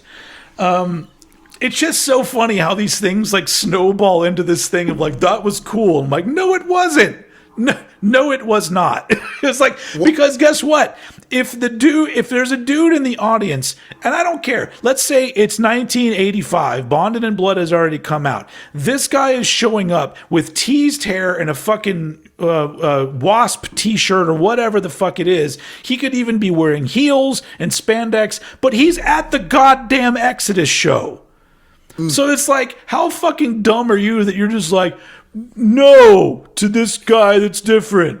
I mean, I know it's all young people, and young people are fucking stupid, especially men. Men are dumb most of their lives, but absolutely until they're at least 30. I'm sorry to tell you, but you're going to get a lot smarter once you get into your 30s, which is actually very good for you because you're already pretty smart. But your average man, stupid as fuck up until about 30. So I know that's why. I know that's where it comes from. It's machismo bullshit, but it adds to this reputation of like, yeah, Exodus bonded by blood. And it's just like, yeah, let's take a step back. Let's listen to the album. It's got some cool songs on it. Got some cool riffs on it. I love the vibe of it because I love 80s thrash. But overall, it's fine. It's fine. It's a very important album of the time. It's got some classic songs on it. But relatively speaking to other Exodus albums, I'm just like, they did better than this. They topped this. If this exact album had come out like in another time period and it didn't have that 1984-85 production and the history behind it, I probably wouldn't enjoy it as much as I do. So it's like, at the end of the day, what is it that I'm actually enjoying about this album? And it's definitely not the album cover. One of the worst album covers in metal history. It is fucking awful. It's not. It's like not even. It's just bad. But at this point, it's like classic bad. It's like I hold it up with like the first Megadeth album cover, where I'm just like, if somebody said that album cover is a bad album cover, I'd be like, you're not wrong, but you're also wrong. Yeah. But yeah, it's like, it's funny, but I don't think they were going for funny. It just came out funny. Yeah. But while you were talking about that, I managed to. I managed to come across a post that reinforces our cognitive disconnect from being metalheads, but enjoying metalhead music. Yeah. Here's the thing, right? I've come across this post. Okay. It's in r/metal for the masses, and it says, "What do you think of Paul Bailoff?"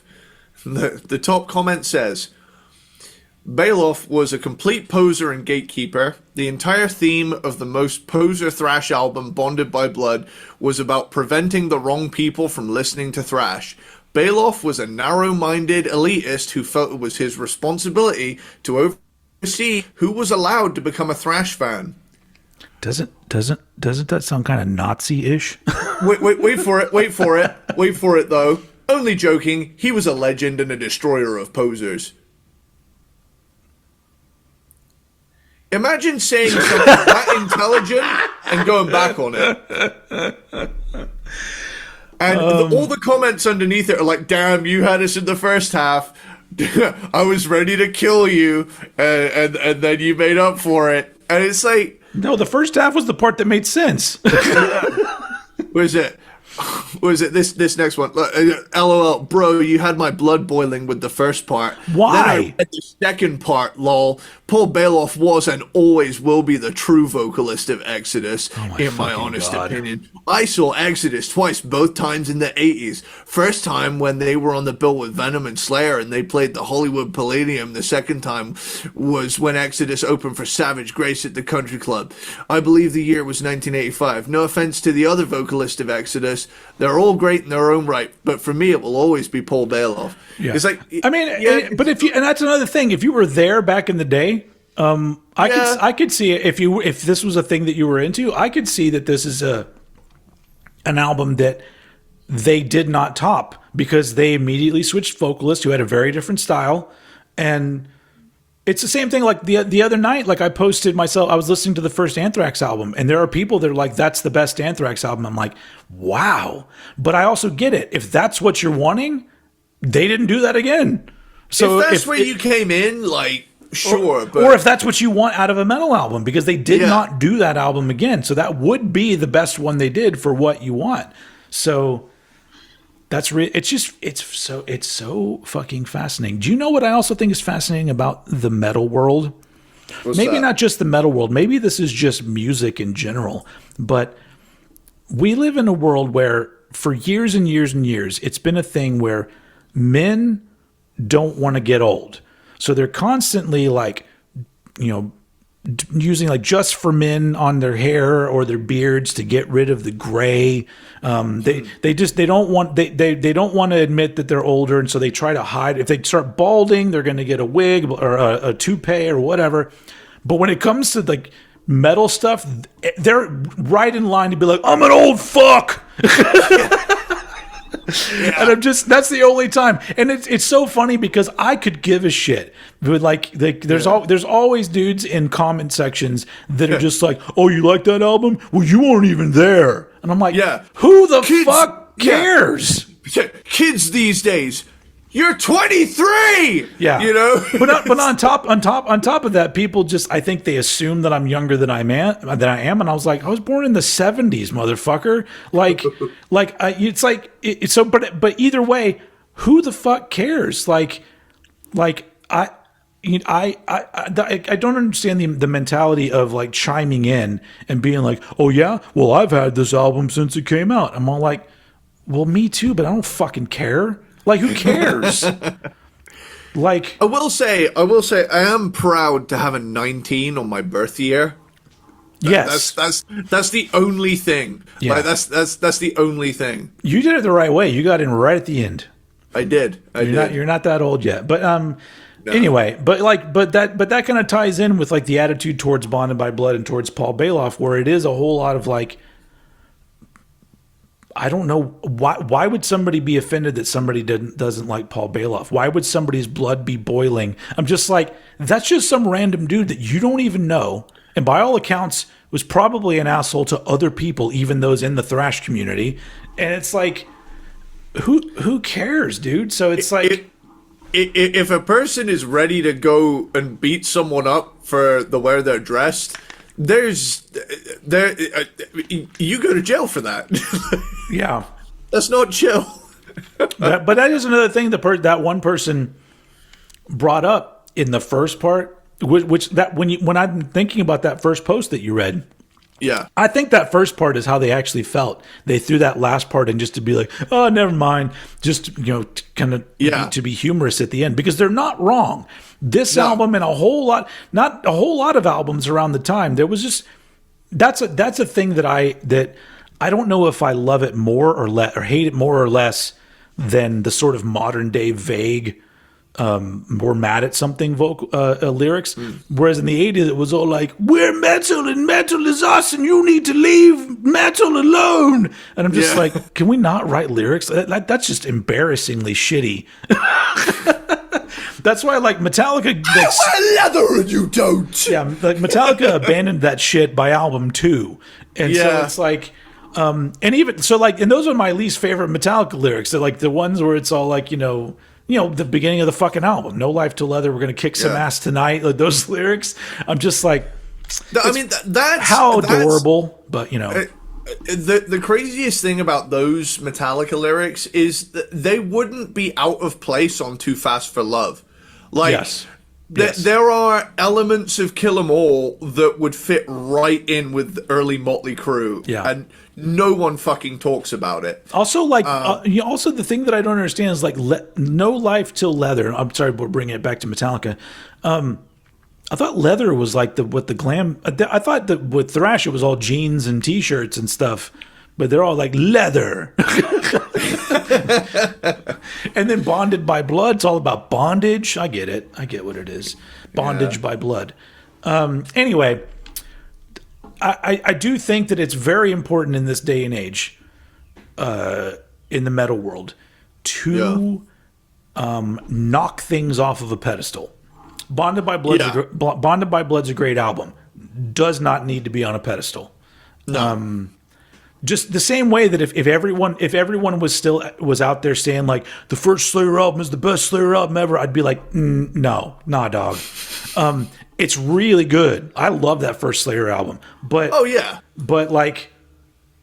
but people don't say that. But if they did, I'd be like, knock that off the pedestal, guys. Let's be real here. But like I said, if what you're going for is this sound, the Bonded by Blood sound, those riffs, that production, Paul's voice, if that's what you want, then this is the best thing they ever did. They are never going to top this. So that's why it's interesting, because it's like, who are the people who actually love this, and who are the people that think they need to love this? And we need to get rid of those are the fucking posers. Paul Bailoff should have been attacking those fucking people. Yeah. What? Excuse me. What's the right answer, please? Yeah. I want to be pure. I'm just going to start being like Paul Bailoff, and I'm just going to show up to shows and be like, who doesn't like Force of Habit? You? I'm going to slit your throat, you poser. Just show up with an M60, just Rambo the Force of Habit hater. Yeah. There's been another mass shooting in America. What happened this time? Apparently there was a right answer for the Exodus ranking. Anyway. All right, Bonded by Blood's my number 4. What's your number 4? Don't shoot or stab people. It ain't cool. No. Also, really not funny. But from my point of view, if you live in a country that does not take those things seriously enough, it becomes kind of a dark, humorous thing now, where it's just like dude that burns down a fucking warehouse with nobody in it because they're not getting paid enough. That motherfucker gets a life sentence, but then people that are just fucking molesting children, they're like, give him like 2 years. Yeah. He's a good person overall. Anyway, sorry. Let's go ahead. What's your number 4? Or your number 3? Oh, my number 3. Funnily enough, it is Bonded by Blood. I'll keep it brief though. Sweet. No, just keep it however you want to keep it, buddy. I mean, to be honest, you said a lot of the things, but my main thing, I do like the viciousness of this debut. There's a real intensity and savagery and unhinged feel to this. And you know, I will say, I know we just kind of shit talked Paul Bailoff for beating people up and shit, but at the same time, if he'd just kept that intensity in his vocals, that would have been enough. Yeah. Is he particularly versatile? No, but him over these songs to me does make sense. That there is a frenetic insanity and savagery to this album that I can't help but find infectious. I am happy that Souza came along and they moved past this, because really, if we're being honest, you can't really do much else with this. I'm happy it exists. Sure. But at the same time, I'm glad that the band moved forward and forged an identity beyond just being the Paul Bailoff Kill Posers show. Yeah. Yeah. But I can't lie. I mean, I get a fucking, murder boner when A Lesson in Violence comes on. I'm not gonna lie. When I'm driving, I am a problem. Yeah. If I was ever going to have a road rage incident, that would be the song that caused it. Yeah. I mean, above all else, I think it's a cool album, but it's not their best album. So, yeah. I mean, on top of all the shit that I said, it is my number 4. So it's like, I don't not like it, but it's fun. Yeah. It's dumb caveman hit other monkey with rock fun, but it's not the more snarling, mature, sarcastic version of. It feels weird to put sarcastic and mature in the same sentence, but I feel like Exodus, when Souza came along, they were cooking with a special sauce, man. So yeah. Okay. With that, Bonded by Blood, number 3. All right, my number 3, Fabulous Disaster from 1989. Cool. This is one that, like, I could understand somebody putting it first, I guess. It's an enjoyable album. It's I do feel like this is the first one where I feel like all of the elements of Exodus all came together as they would be known as, for or whatever, words like that. It's really tight performances, like, they crank up like the speed on this one, because like Pleasures of the Flesh is actually a pretty varied album. But Fabulous Disaster leans into the faster thrashiness and aggression while keeping it fun, which I also really enjoy.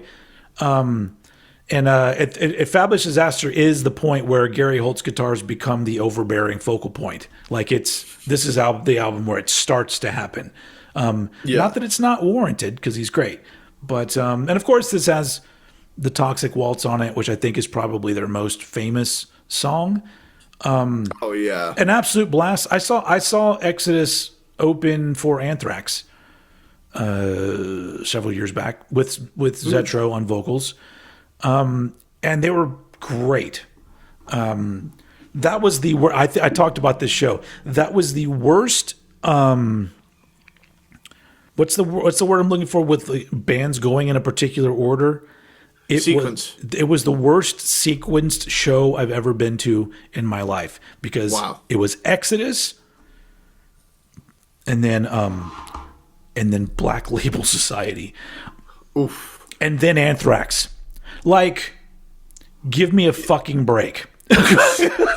swap the two, like I've said it before, Black Label Society is one of the worst bands I've ever seen. Like, the songs are shit, the show is boring, he's not a good vocalist. I was so, and unfortunately at that point I was getting a little drunk, and I was just so pissed off at looking around and I was trying to get close to the front, because I'm like, well, I want to get up for when Anthrax starts. And I just remember at one point looking around and being like, why do I feel like I'm at a white supremacy outing? Because literally everybody around me that had like black label stuff on, I'm like literally like, oh my God, this is all white supremacist shit going on, isn't it? But it was like I was so like, I already wouldn't like Black Label Society. I do not like what they do. It's very generic and boring. But putting them on that show, I'm just like, God damn it. And wait after Exodus as well. And way to ruin Zakk Wylde for me too, because I liked Zakk Wylde so much when he was just the Aussie guitar player. But past that, I'm just like, oh God, never, just stop. Once again, obviously we're not going to be doing the Black Label Society ranking anytime soon, because it's just going to be our joint zero. No, tying for last place every Black Label Society album. How many albums do they have? Too many. I've never actually done like a Black Label dive. What is that? Holy fuck. Okay, here we go. Hang on. I'm gonna read you the studio album list. Sonic Brew. I'm gonna laugh at every album title. You're gonna get a good kick out of this, I think. Sonic Brew, Stronger Than Death. Oh Jesus fucking Christ! 1919 Eternal. Why? Why is it called 1919 Eternal? I don't know. That's when the blacks couldn't vote. The Blessed Hell Ride. No, fuck off. Wesley Willis would disagree about a Blessed Hell Ride. Hangover Music Volume 6. What? What happened to the other volumes?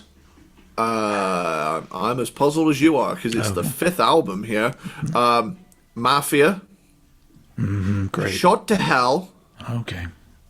Order of the Black. Catacombs of the Black Vatican. Oh my God. Grimmest Hits. That's the greatest hits, right? Wait. The album was released... it's not Greatest Hits. Well, that's cocky. Doom Crew Inc. Oh God. And Engines of Demolition. Yeah. Woo. Anyway, I feel like just your entire social battery just died listening to the titles. It is. Yeah. But that's the thing. I've never done a Black Label deep dive, but I've also like some of my favorite Aussie stuff has Zakk Wylde on guitar. Oh yeah, no, I'm not. I can't discount Zakk Wylde as a guitar player, or even as a guitar riff writer, songwriter on guitar.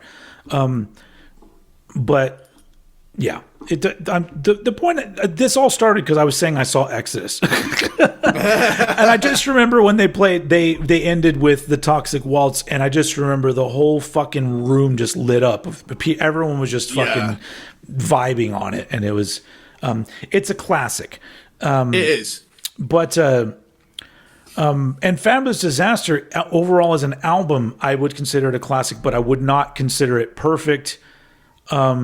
Because it's some of the songwriting becomes, because they lean in so much to the speed and thrashiness of it all, I think the songwriting gets less interesting than it was on the previous album, and a little bit more repetitive, but that's kind of like where they would go for the most part.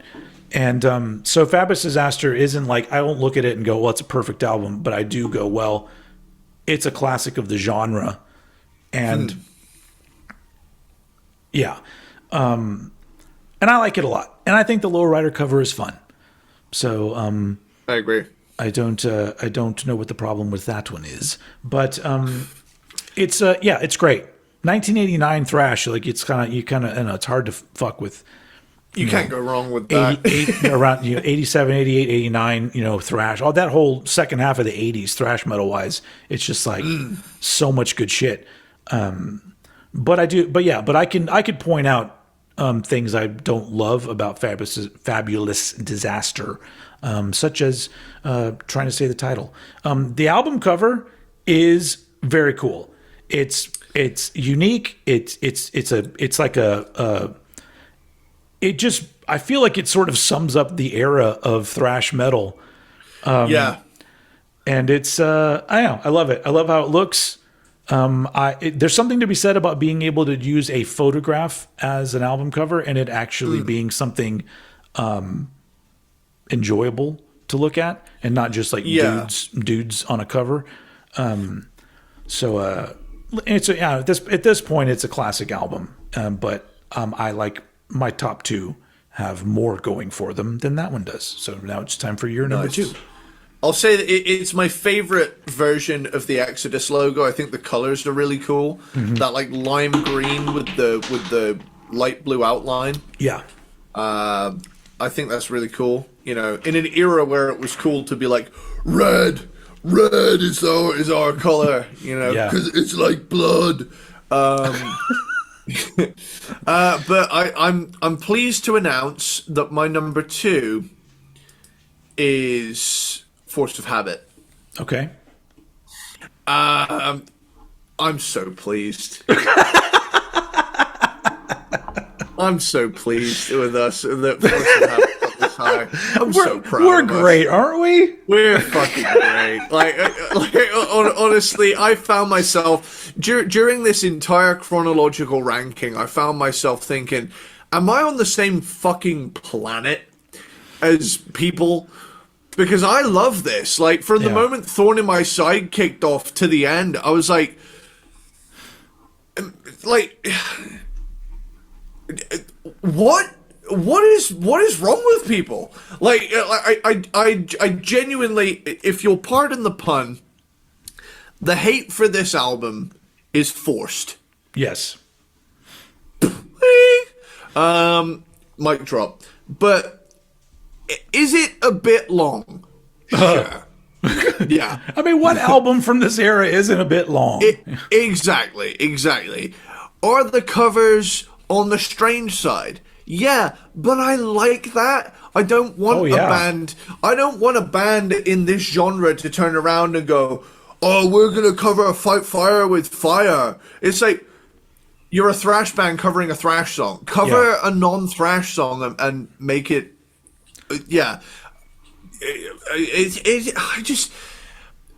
People make this out to be a bad attempt at grunge, and there's more thrash on this than all of the other. It only takes one douchebag to ruin it by making a shit comment like that. Like the same guy, the same kind of guy. Like, you know, I couldn't get over the fact that somebody said "World Demise" by Obituary was them trying to do the Black Album by Metallica, and I'm just like, it only takes one idiot, doesn't it? I lost fucking brain cells hearing that, dude.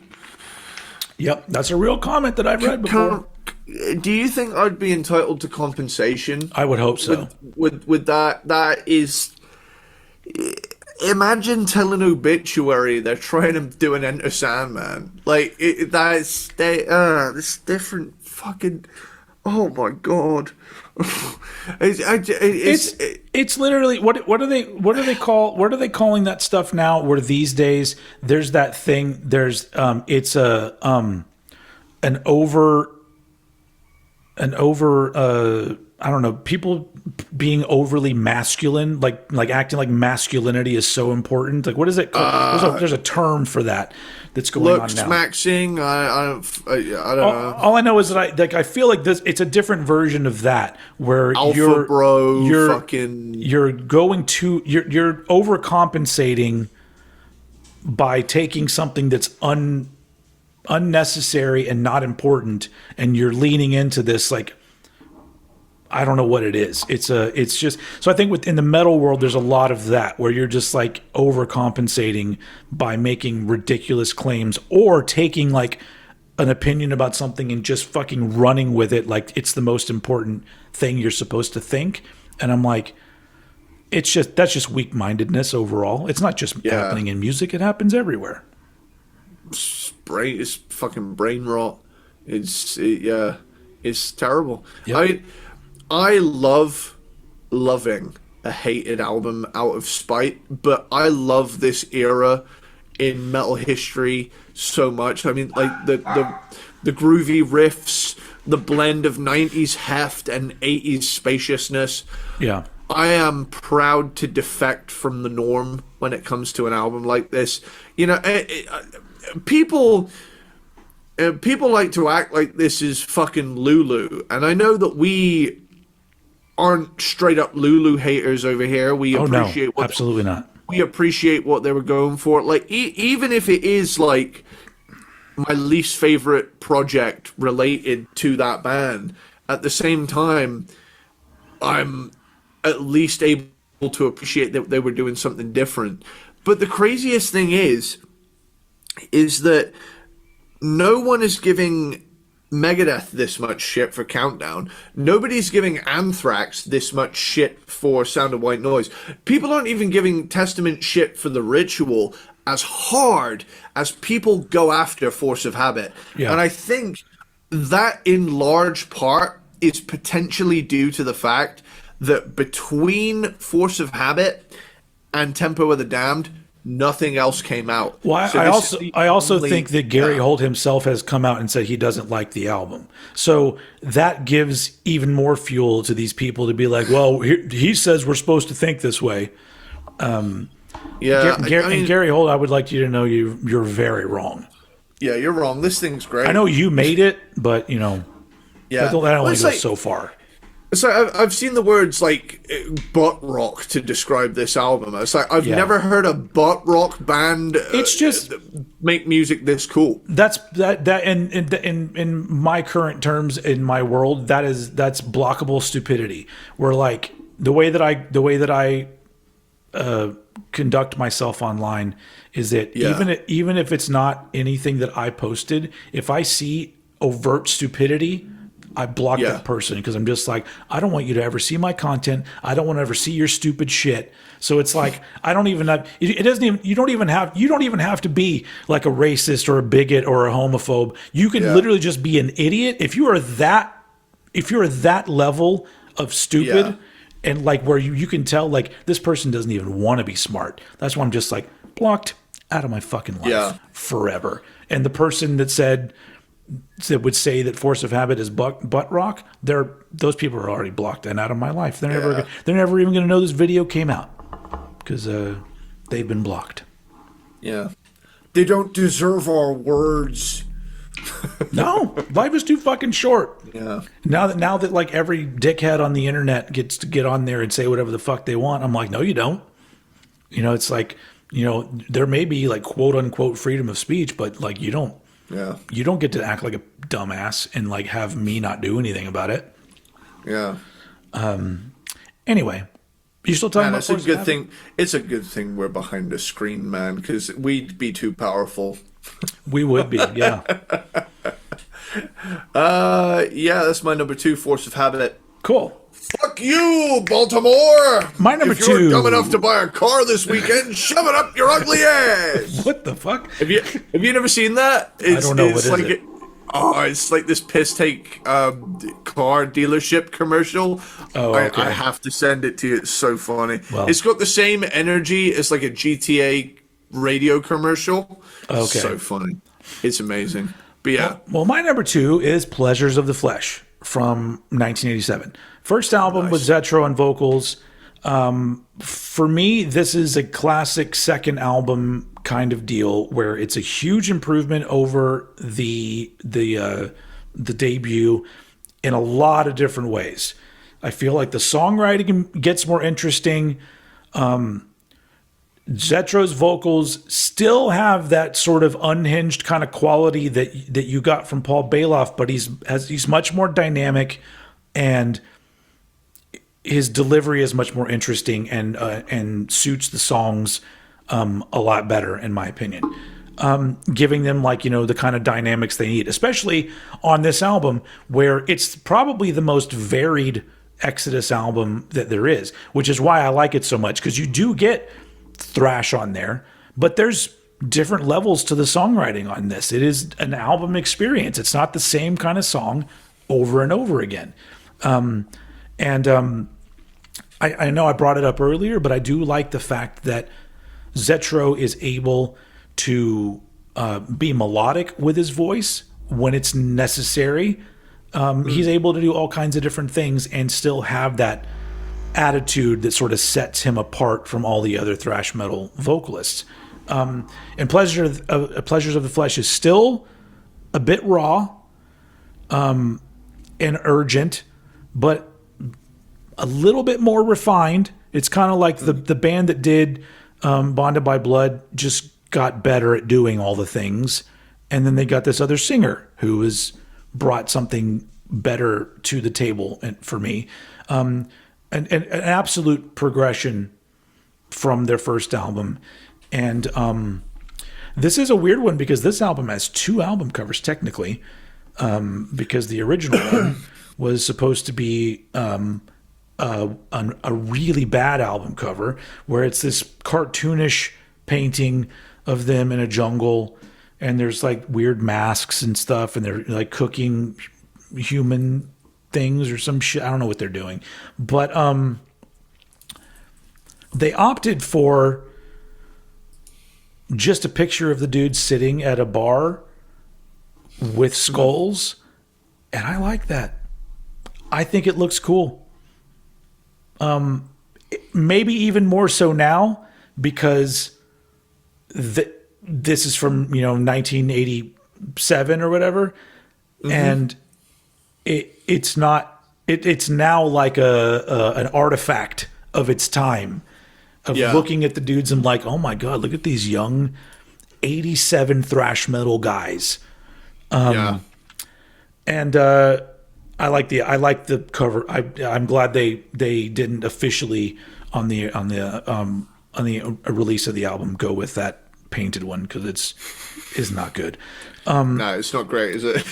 but when it comes to like the 80s output of Exodus, this is the most enjoyable album for me because it does give me the things that I want when it comes to like the thrash metal aspect of Exodus, but also always kind of makes me happy that there's such a good variety and dynamic to the songwriting and everything on this album. I just think it's great. Not too long either. Good length.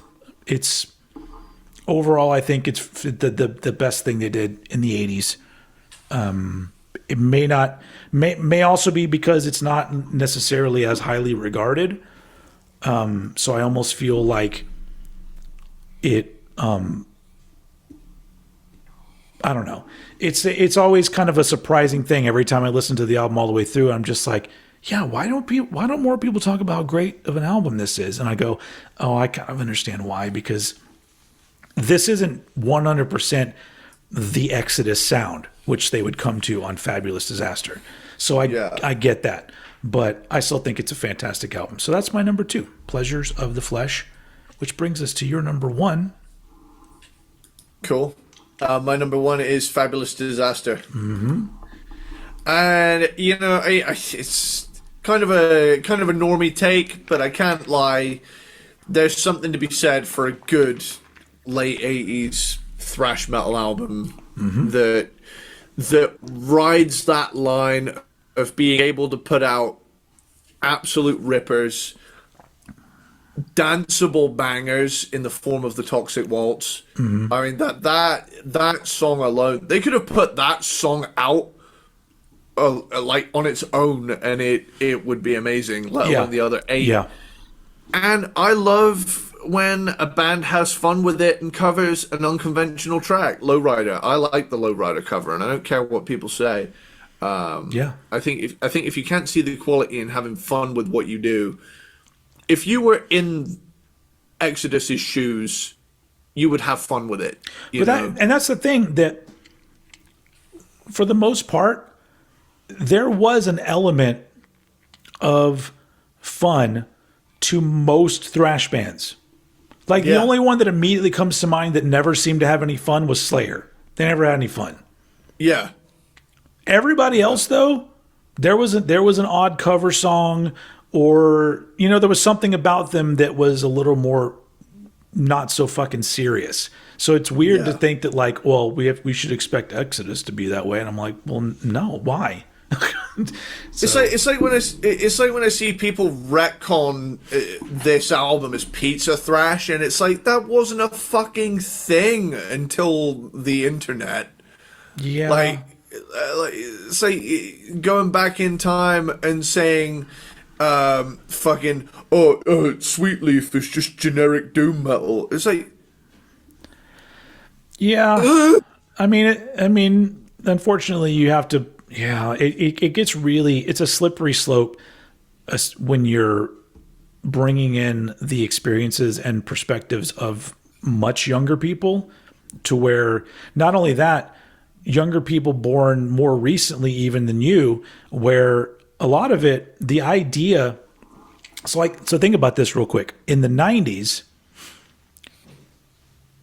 artists from the 70s were still presented as, this is important, and they would have hit songs still.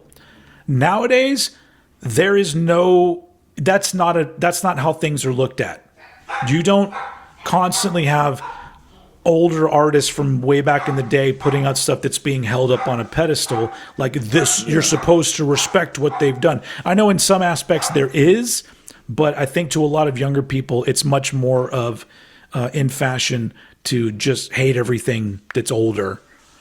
I don't know. I think that there is some older stuff that should be hated, but I also think that it's important to, especially the stuff that is actually old. I don't know. The dogs are all, they're all going to go outside now. It's okay. They have their opinions. Yeah. I just think that like I don't think there's the same respect when it comes to younger people. I know there's still the same respect when it comes to older folk listening to the older bands. But yeah, I just think that that's not a thing that's around anymore. I guess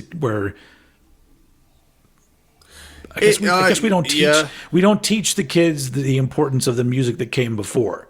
Like it's even if you don't like it, it doesn't need to be. It shouldn't be discarded. Unfortunately, I fucking hate Elvis. Fuck everything Elvis ever fucking did. But I look at it and I go, there's a lot of stuff that I like that would not have happened if Elvis hadn't been a thing. That was always my mindset of like, at least have an understanding of what came before. Yeah. Because, there's a very real butterfly effect that had he not been on TV and shaking his fucking hips, we would have, a bunch of bands that we like, and or bands that led to bands. Like it's just one of because it doesn't necessarily always have to be something 100% agreed upon great that can be the thing that affects the change. So it's that's why it's like I talk shit about some stuff, but there's that other stuff that like I just don't like, that I'm just like, I understand why this is important, and it would be stupid of me to be like, oh, that's just shit music. I'm like, well, in relatively speaking, it might be, but at that particular point, it wasn't, or for these particular people, it wasn't. And so whenever I say things like this, whenever I go off on a tangent where I start talking about like the differences in opinion and how these things are important, it immediately makes me go, and here we are doing this fucking show. It's literally just like, who the fuck cares about our opinions? At the end of the day, this is fucking video that's just going to end up in a digital landfill 100 years from now, and it doesn't matter. Maybe it will matter because we have some people get turned on to some great music and that gets carried forward. I don't know. Why are we even here? Can you imagine if like humanity ended and all that was left was like a server somewhere that was specifically dedicated to Crankdom Ranked? Oh, that'd be so cool. Hi, everybody. And like in the future, we were the only thing left. Yeah. I actually like that. I'm gonna start thinking of it that way. When we're doing these videos, I'm gonna think about us somehow being preserved, and somebody stumbles upon us in the year like, well, we're not going to make it to the 3000s. It's Earth's in the year 2525. Sure, 2525. Yeah. I don't know. Is that a song? It is a song. Oh. So it's like this weird apocalyptic 60s folk song. I don't know. Okay.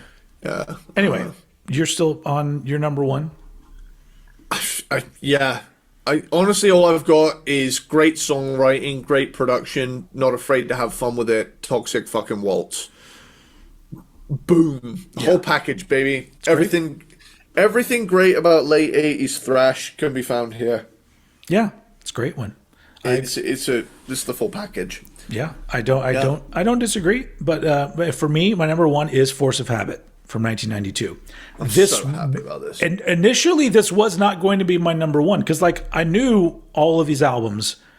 Mm-hmm. The first half of their catalog, I knew pretty well, and I initially was like, I think that Force of Habit will come in around number 4, and then going back and listening to all of the albums, all of a sudden, I'm listening to this album, and I'm just like, wait a second, like, this is like refining what they were doing. Sure, like there's a couple of there's instances where they slow things down a bit, but the guitars are still loud as fuck. There's still a lot of thrash metal on this, but the songwriting has now been refined, and I feel like the songwriting is better. It's more interesting. I think it's like the best sounding album that they put out overall, sonically speaking, for me. And I think that adding a little bit of grooviness and a little bit of a slower tempo to some of the tracks props up the thrashier stuff and makes it more. It's like, it's like they say about, like, I know I use the term a lot, but dynamics, it's important. You don't have dynamics if everything is the same tempo, the same speed, the same aggression all the way through. Some albums like that are really great, but those are usually albums that are like 22 minutes long. So, yeah. But if you have those valleys, like the peaks are like super defined peaks. Yeah. And this is an album where I thought about it when I was listening to it. I was like, this album's really long. And I was like, what could be cut out? Would I cut out the 2 cover songs? Are there weaker tracks on here that I would cut out? And at the end of listening to the whole album, once I'm at like feeding time at the zoo, I'm like, I wouldn't get rid of any fucking song from this album. Yeah. It's very long, but even the cover songs add an element to this album that makes it this whole package of, like, sure, there's a aggressiveness to this album.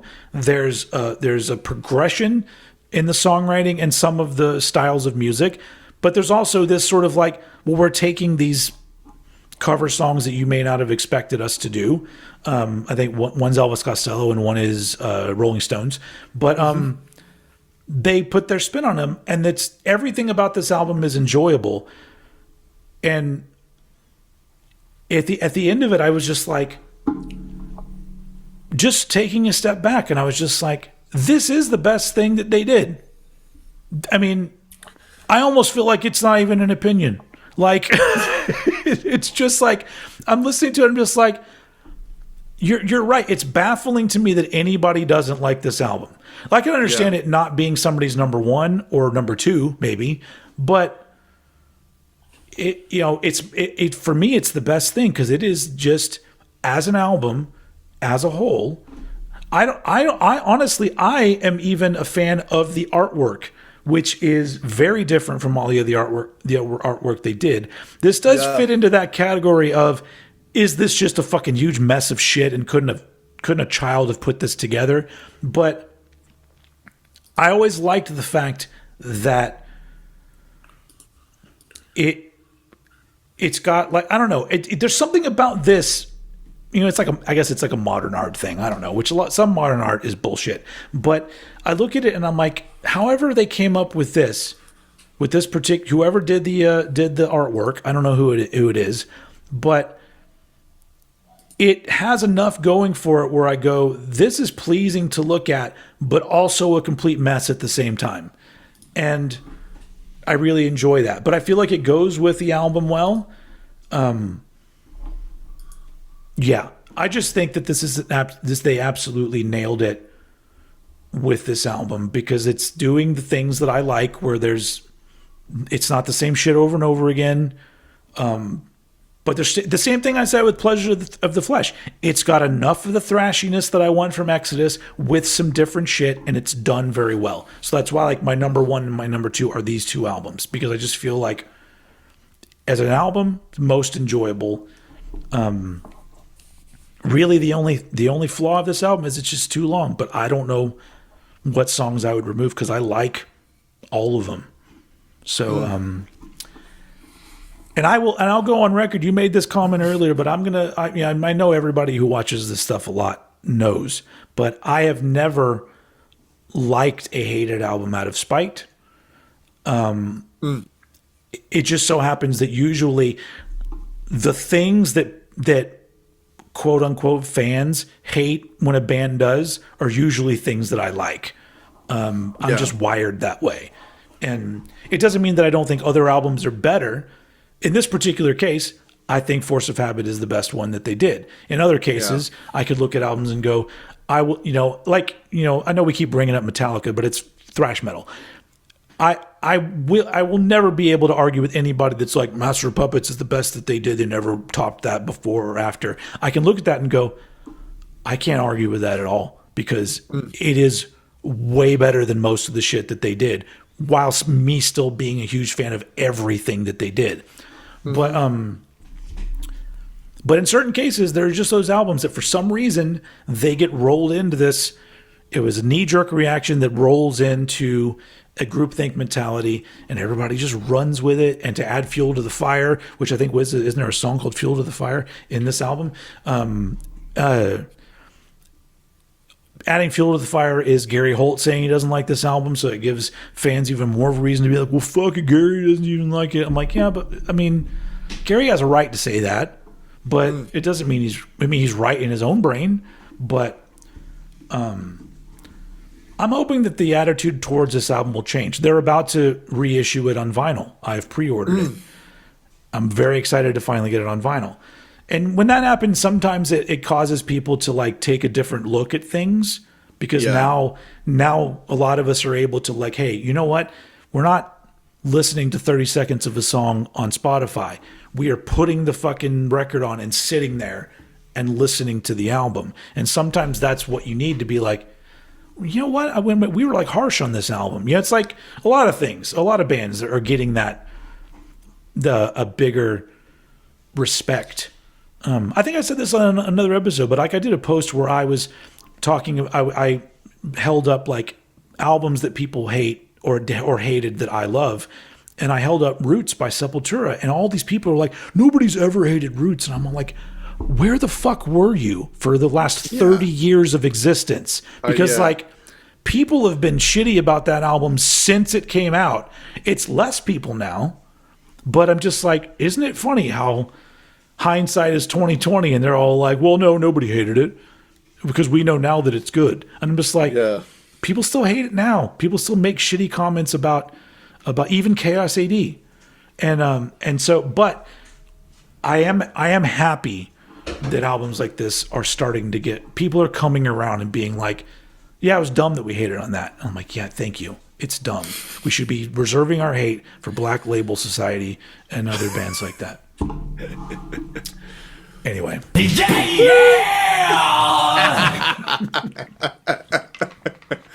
Oh, dude. Anyway, that's it. That's my number one. Your number one, Fabulous Disaster. Fantastic album. My number one, Force of Habit. And that does it for the Exodus ranking. And we celebrate by me pushing this button right here. Which one is it? It's this one right here. You ready? And you not that fucker. One. 1, 2, 3. It's going to be the right one this time. All right, it's going to be the right one. Are you ready? Yep.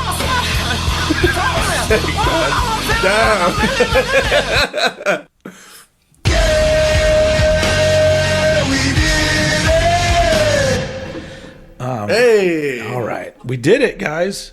We finally did Exodus, and I bet so many people that were waiting for this are just like, oh, they don't like their opinions at all. Anyway, I can't wait to see the comments on this fucking video, dude. Yeah. Can you imagine if this, like, you know, we open some sort of like rift in the space-time continuum where it was like, congratulations, you found the world's dumbest take. You've won Earth. Yeah. Something to that effect. It's possible. I don't know. Yeah. Yeah. I mean, feel free to comment. As usual, if you act like a dick, your shit's just deleted and removed from existence. That's the thing. Having an opinion is one thing. Being loud and a dick is an entirely different choice. Yeah. So it's all just in presentation, because I don't expect anyone to agree with me on really anything. But, you know. yeah, it's like if somebody comes up to me and is like, you know, I don't like Saint Anger, and they give me a perfectly valid list of, I get why you're not into that. However, if you come up to me with the same tired argument of turn the snare back on, it's like, dude, there's like 11 other albums of theirs with that. Just go and listen to those then, you know.